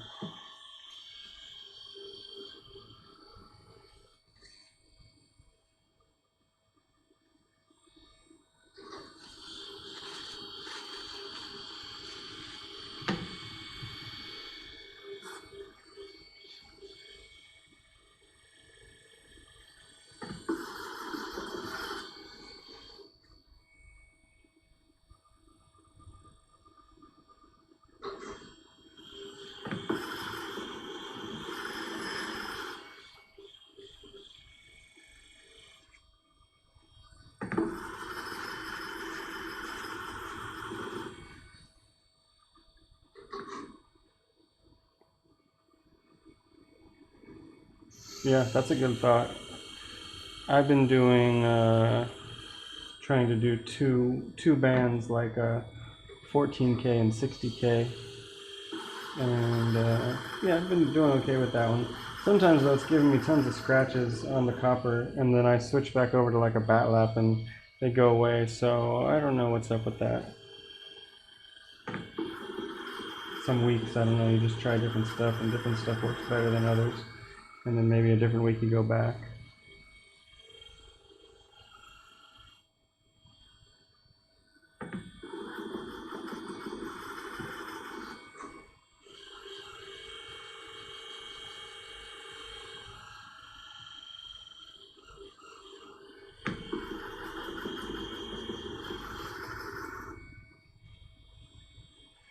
Yeah, then you know you're almost done.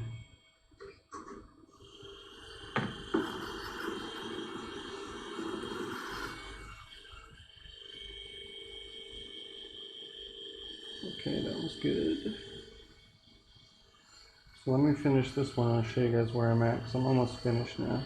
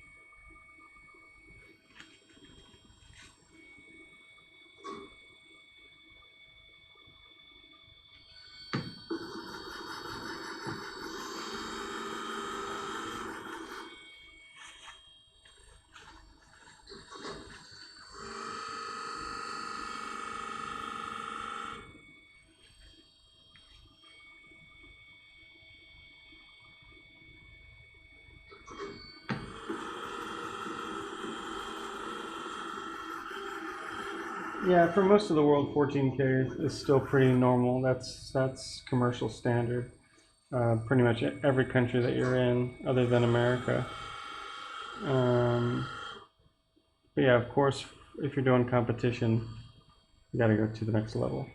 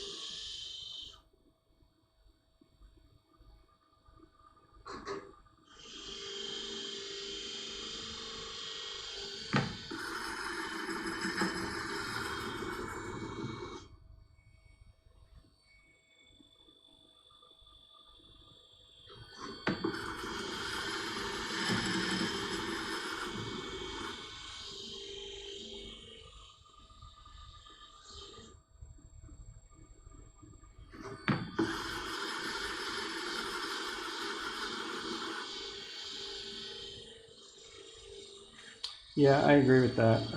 I always want to do competitions too, but it really takes a long time, and we just don't have the time to stop working to do that.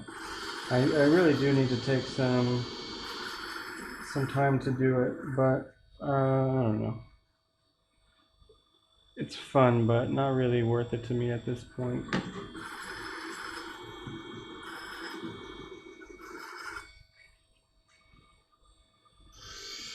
I am going to take some time out later this year to do kind of a funky synthetic. I got asked to do one of the stones for the Somewhere in the Rainbow collection, and they're supposed to be sending the stones here sooner or later. So I'm going to take some time out from normal work to do that, but that one's kind of a special thing. The regular competition, yeah, I don't know. Can't find the time. Yeah, exactly. And yeah, if you really want to get serious and win, you're going to have to practice on the design and do a bunch of stones. It's just like this is a real project. I just can't see myself getting into that. I like to go fast anyway. I like to get done with things fast and just get them done well, but then on to the next one. I can't see doing 4 or 5 of the same thing just to try and, I don't know. It's not my way, I guess.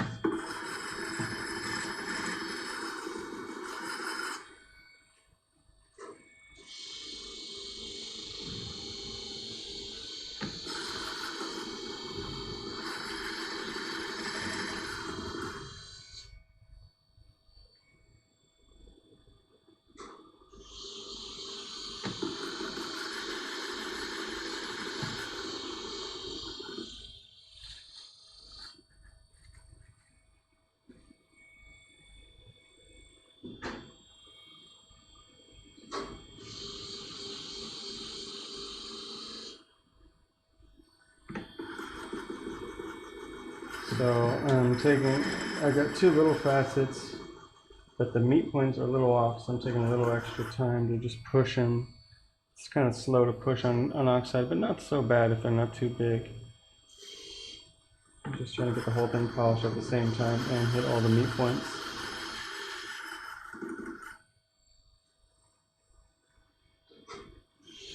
Yeah, I don't envy any of those competition cutters for the crazy, especially on the tables. But I think if you win, I'm sure it's an amazing feeling to be recognized by your peers. So I think it's cool. That's why I want to take some time into it, but not right now. Right now it's all about getting stuff done, not getting it perfect, just getting it done.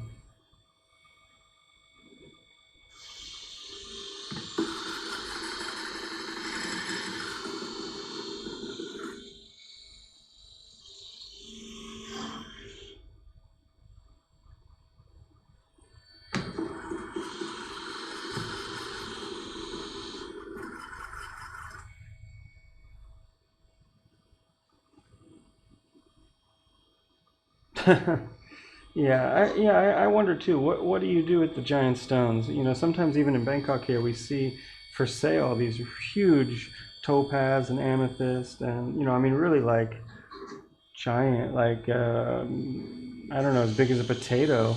It's like, what are you gonna do with that? I've seen some Russian guys cutting like football-sized stones, and I'm just like, and quartz as well. And I'm just like, wow, you guys are nuts. You just really want to torture yourself. But you know, if you're having fun, it's cool.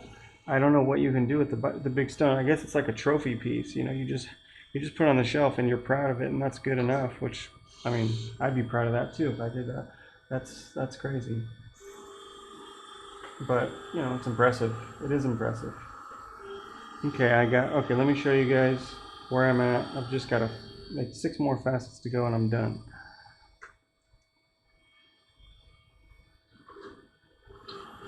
Oops, wrong button. Okay, so let's see where we at.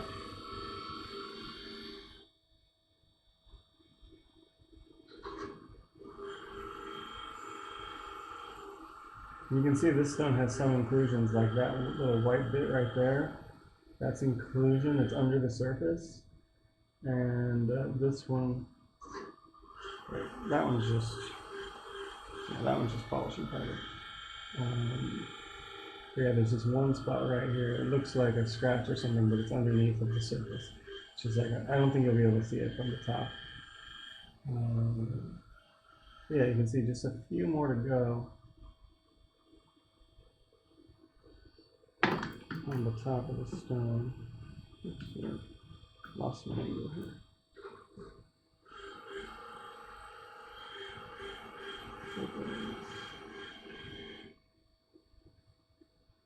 So you gotta get a couple more little triangles in there. One of them got a little distorted. That one right there is a bit funny looking, so I'm gonna have to shape it up a little bit as I go. But yeah, it's looking pretty good.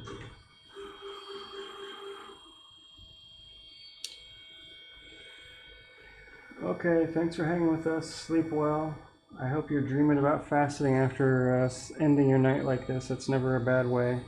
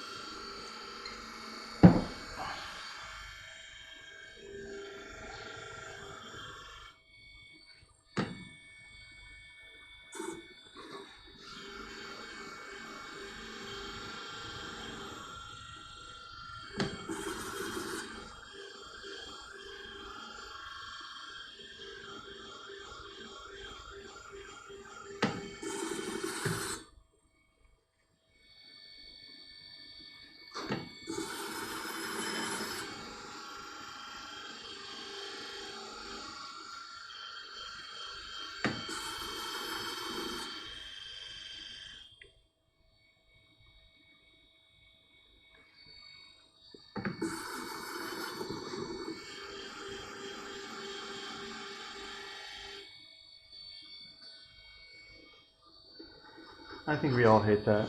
I don't want any inclusions to come up.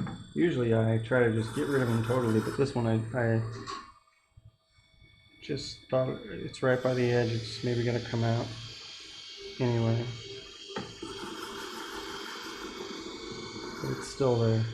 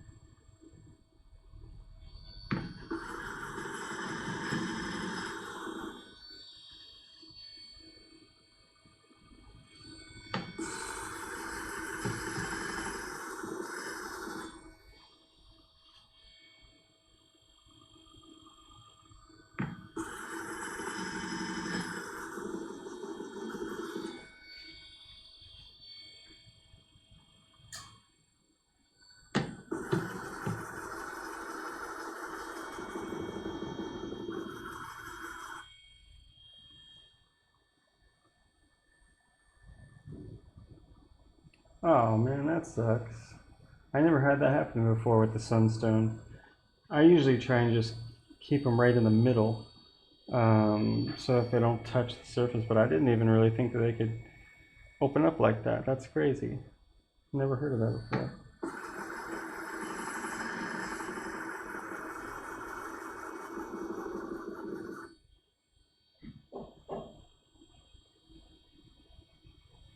Are you talking about Scott Suker? The guy that did the French Blue, the Hope Diamond replica, and some other ones.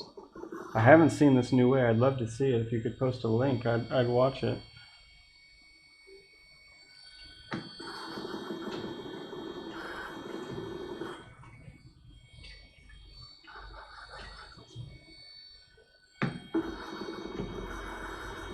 So I'm reshaping this facet. It kind of got a little bit weird from some of the other ones.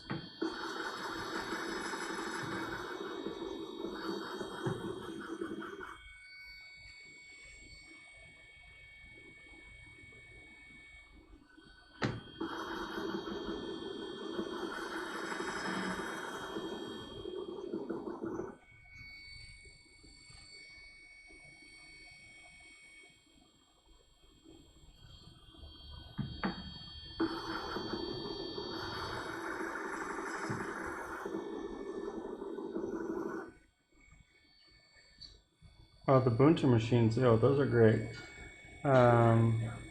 Good luck to find one though. They're super hard to get. We've got one here, and it's awesome, but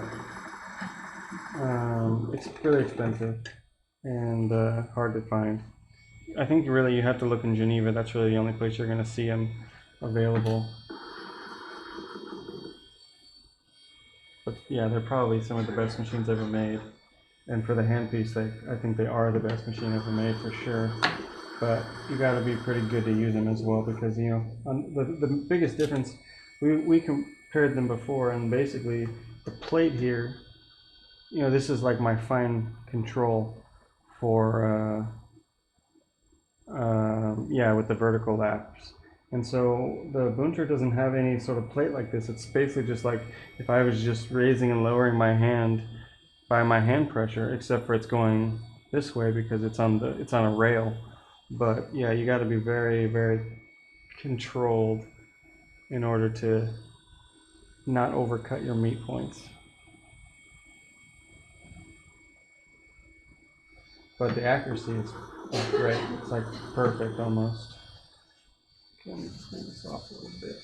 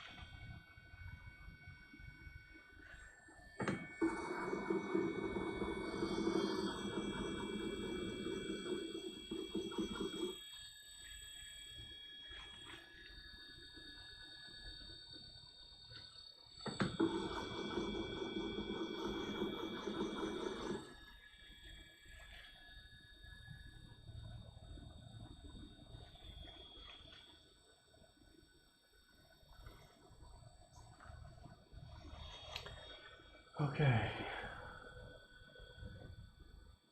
Almost there.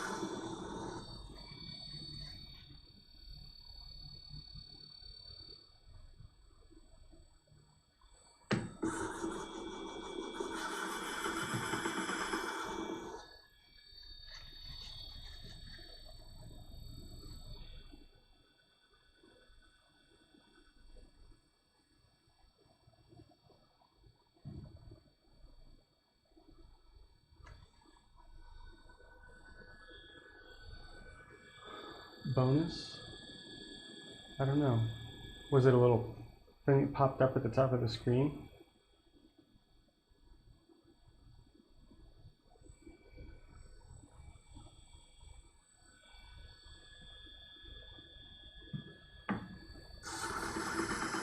Might be just I don't know, some like someone on Twitch is like following me, or I don't know.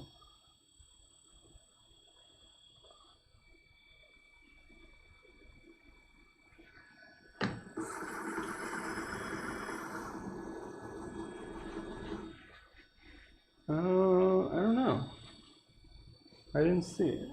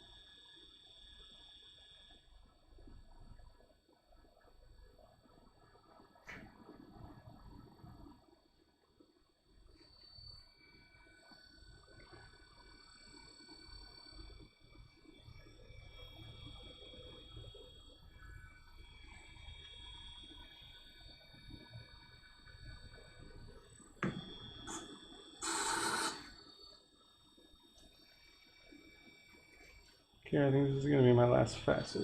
I kind of modified the design a little bit as I went. A couple of the angles looked a little bit too close together, and you couldn't actually see the difference between the tiers. So I kind of erased them a little bit.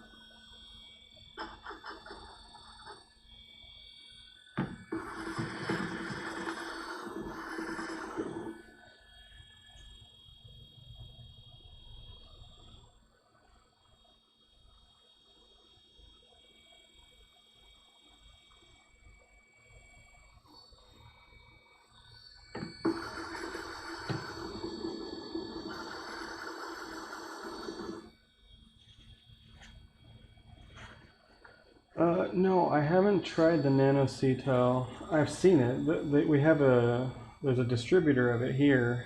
I think they might be even from Bangkok, but oh, you do? Oh yeah, I guess we have some here, but I never tried it. Have you tried it? Yeah, we never tried it. We heard it's easy, and also it's kind of interesting because you can cast it. I think that's basically the big appeal of it is you can cut the stone and put it in your wax, and then you can cast the metal with the stone inside of it, which you can't do with a normal stone. So it's kind of interesting. But we haven't really had an excuse to play with it.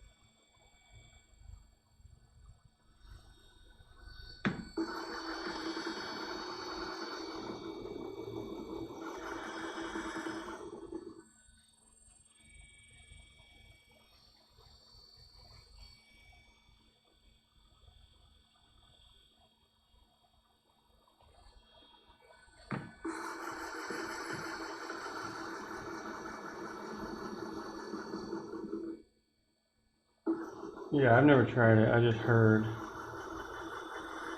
Hey, well, thanks for hanging out, and catch you either maybe tomorrow at the talk or next week at the same time here.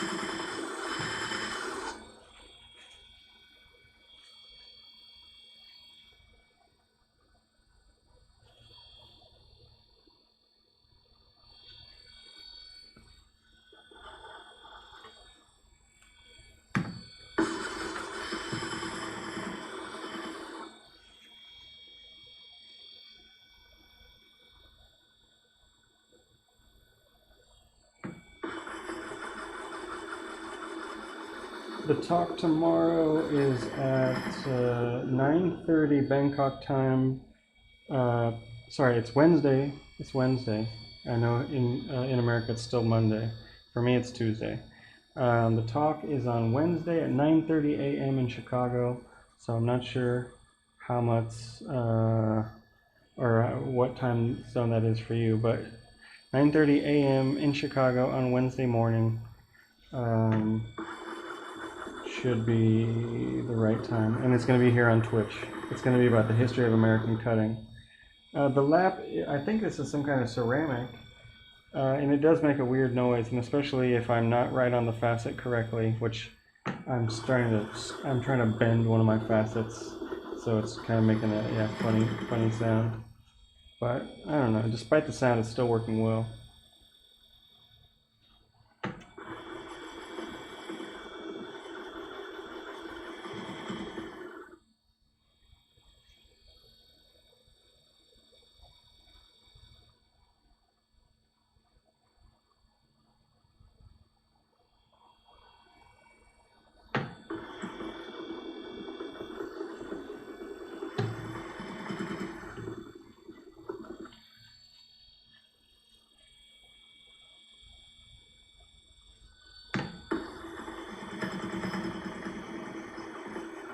think this is my last pass. I'm just going back because I saw some scratches that I missed, so I went back and cleaned this one up.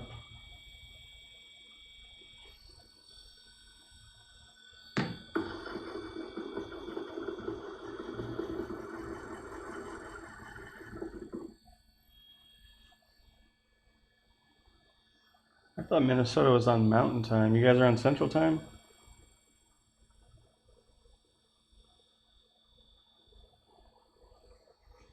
Okay, let's check it out.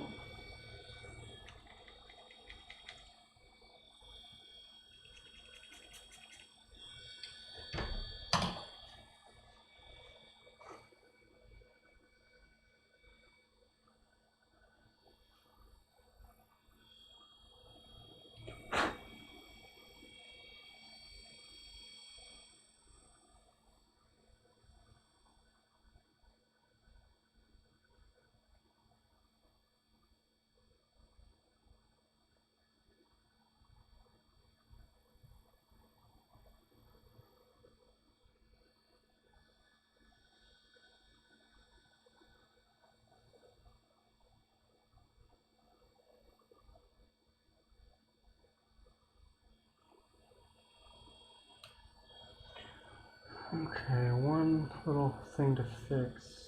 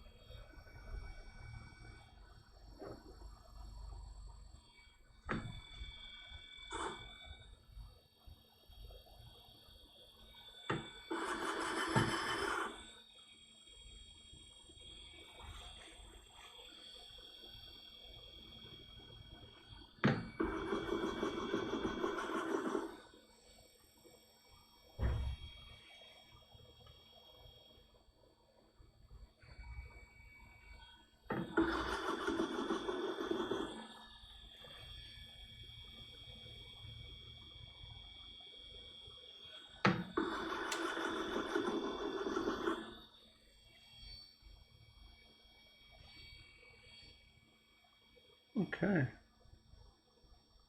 think we can call it done. It's looking good on the bottom. So let me show you guys how it looks before I take it off the dock.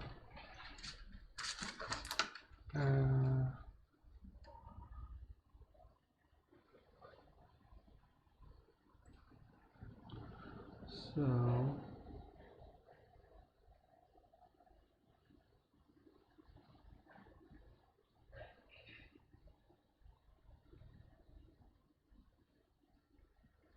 nice meat points, nice polish.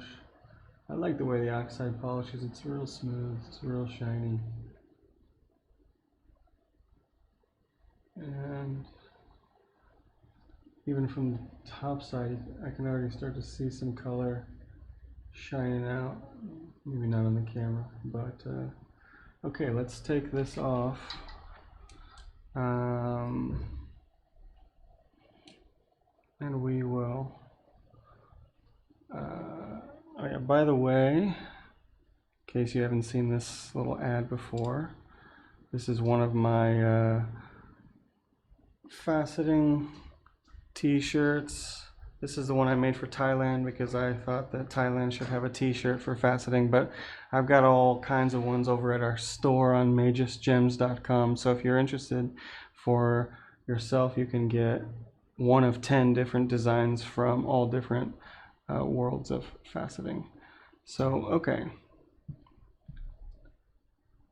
Final step, take the stone off. So it's on there with glue, and I don't want to wait like 24 hours for the glue to dry, or the glue to melt in acetone, so I'm going to heat up the dock. And we can get it even a little bit closer. Heat up the dock. Once the dock gets hot, the glue will just sort of start to melt, and I can push it against the table and try to make it come off.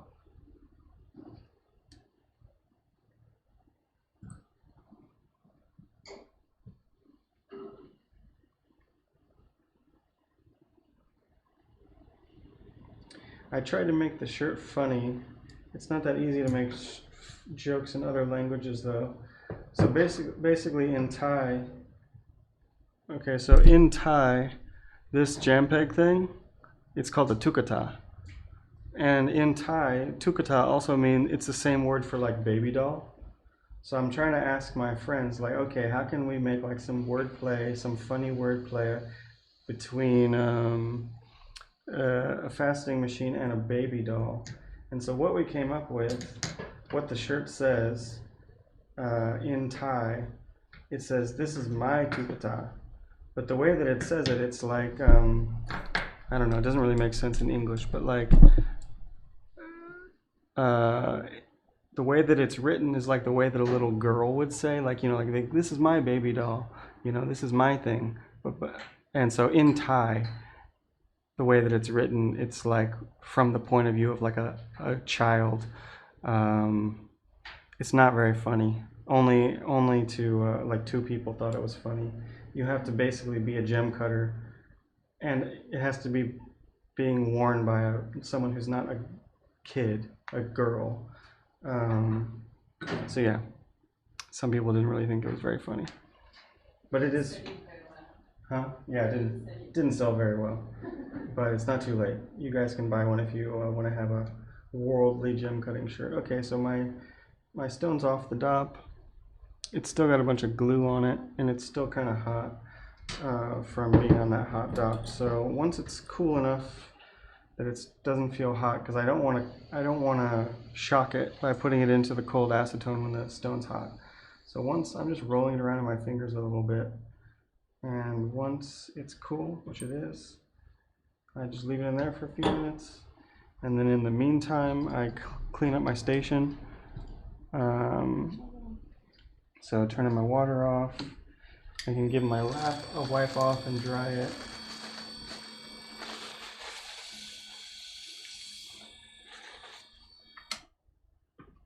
And if I was going to do another stone today, I would just put my cutting lap back on and get ready to go, but I think I got other stuff to do today. Yeah, so this is a proprietary composite polishing lap, but I think it is sort of a kind of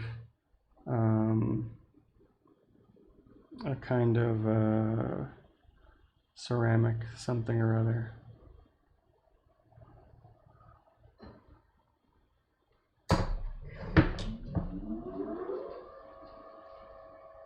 Yeah, I think, yeah, it would draw some interesting, yeah, who knows, it might start some interesting conversations too. And then let's just try to clean this out a little bit. So sometimes you can lift the machine forward a little bit and just try and help it.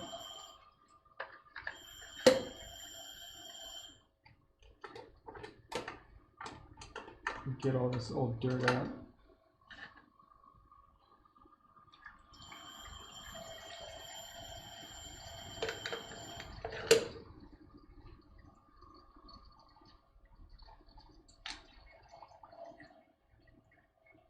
I'm trying to get into better habits about cleaning up after I'm done.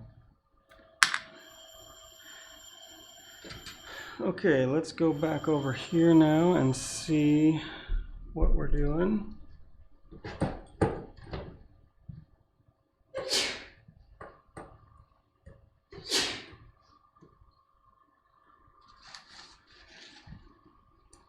Oops. Okay. I think there's still glue in here because I can feel it. Yes, but it's already starting to let some color out, so let's just give it a few more minutes.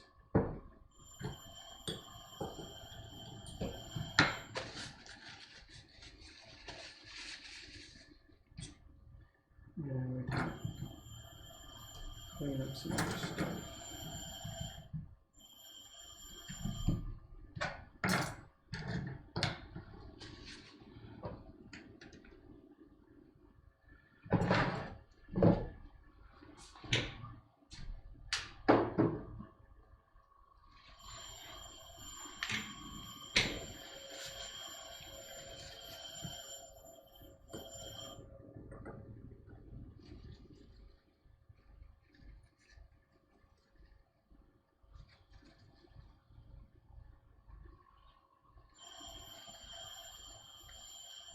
Okay, it needs more time.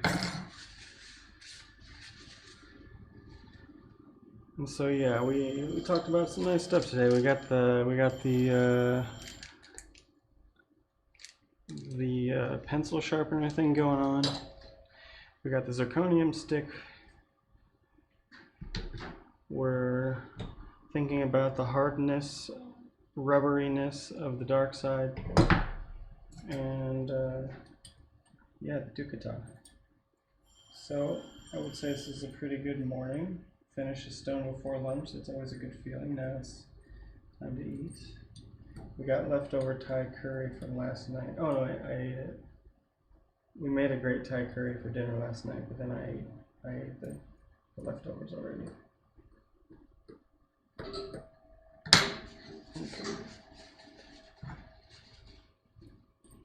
Let's see if the glue is off. And then we can see what the oh, we're just using the pencil sharpener to sharpen off the plastic around the zirconium stick, because it has this plastic thing on there. Somebody else suggested that was how to do it, and it was a good idea. It worked really well. Okay, almost there, but still has some gooey stuff.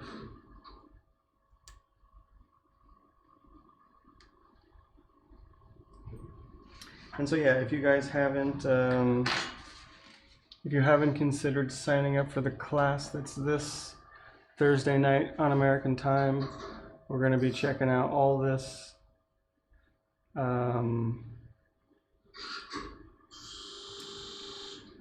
All the software stuff. So this is what I just cut, so we're going to see how it came out, and we can compare it and see how does it look compared to what the software says that we're doing. All right, I'm going to move this over a little bit, and yeah, if you guys are curious on how we can make our own designs, either from scratch or from a pre-existing stone, or modifying designs in the software for changing, you know, like if you want to cut a sapphire design in aqua, for instance, we're going to talk about that. The class is $9. It's going to be 3 hours. It's all online. It's on Zoom. So you guys are going to be able to, kind of like this, see my face, talk to me, ask me questions, and I'm going to be able to show you the software even better than how it looks in Twitch, because Zoom's a little bit easier for sharing screens and stuff. But yeah, it's going to be a 3-hour class, and I'm going to have like 3 different projects that I'm going to show you guys how to do. And then you're going to have access to the videos to download after I'm done. So yeah, if you want to know how to use it, if you've played with it, even if you've never tried it, I'm going to show you all the foundations, how to use all this stuff, all the buttons, what everything does, and then I'm going to walk you through 3 different projects so you can really see in an actual way how do we build something from scratch, or how do we modify something that we've downloaded. So and also with a few little aesthetics of design principles built in there too.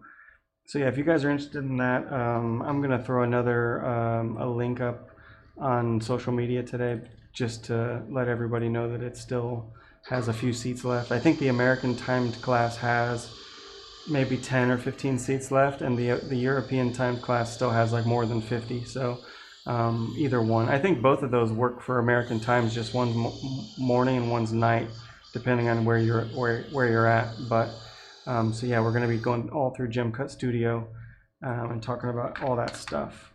Okay, so let's go back over to our stone, which I think should have cleaned itself by now, and see.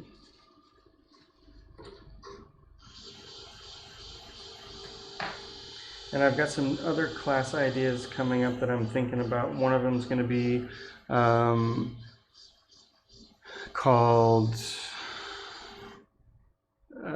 the science of gem cutting. So it's going to be kind of like a theory class of physics and cutting and angles and all that stuff. And it's probably going to be a one-day, like a full-day class. I'm not sure if it's going to be like live on Zoom or more like a distance learning PowerPoint and video-based thing. But I've already started working on that one. I'm taking a lot of photos and stuff for it. So that one should be pretty cool.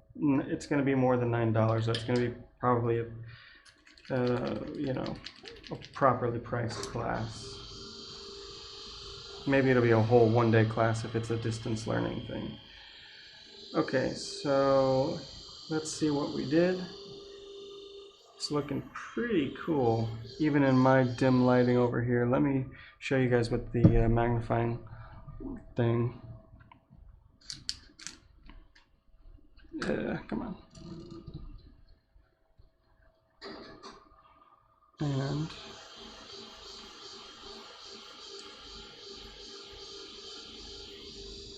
so yeah, in this lighting with the ring light, it's pretty sparkly. Oops. Just move this around a little bit.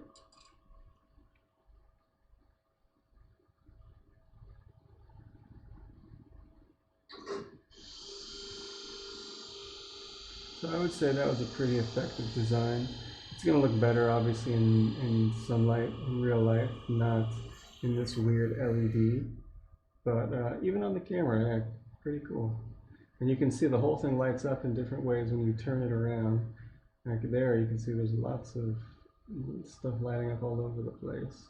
The color, of course, is not accurate with this blue LED lights, but yeah, it's more purple than blue. Yeah, in my eye, it looks nothing like, the color looks nothing like it does on the screen. On the screen, it looks totally blue, like a tanzanite, but in real life, it looks like a deep purple amethyst. So I'm going to take some nice photos of this later on today. I'll throw it up in my story on Facebook and Instagram if you guys want to see it. Probably right after lunch I'll do that. So there we go. That's our, and here's what the bottom looks like.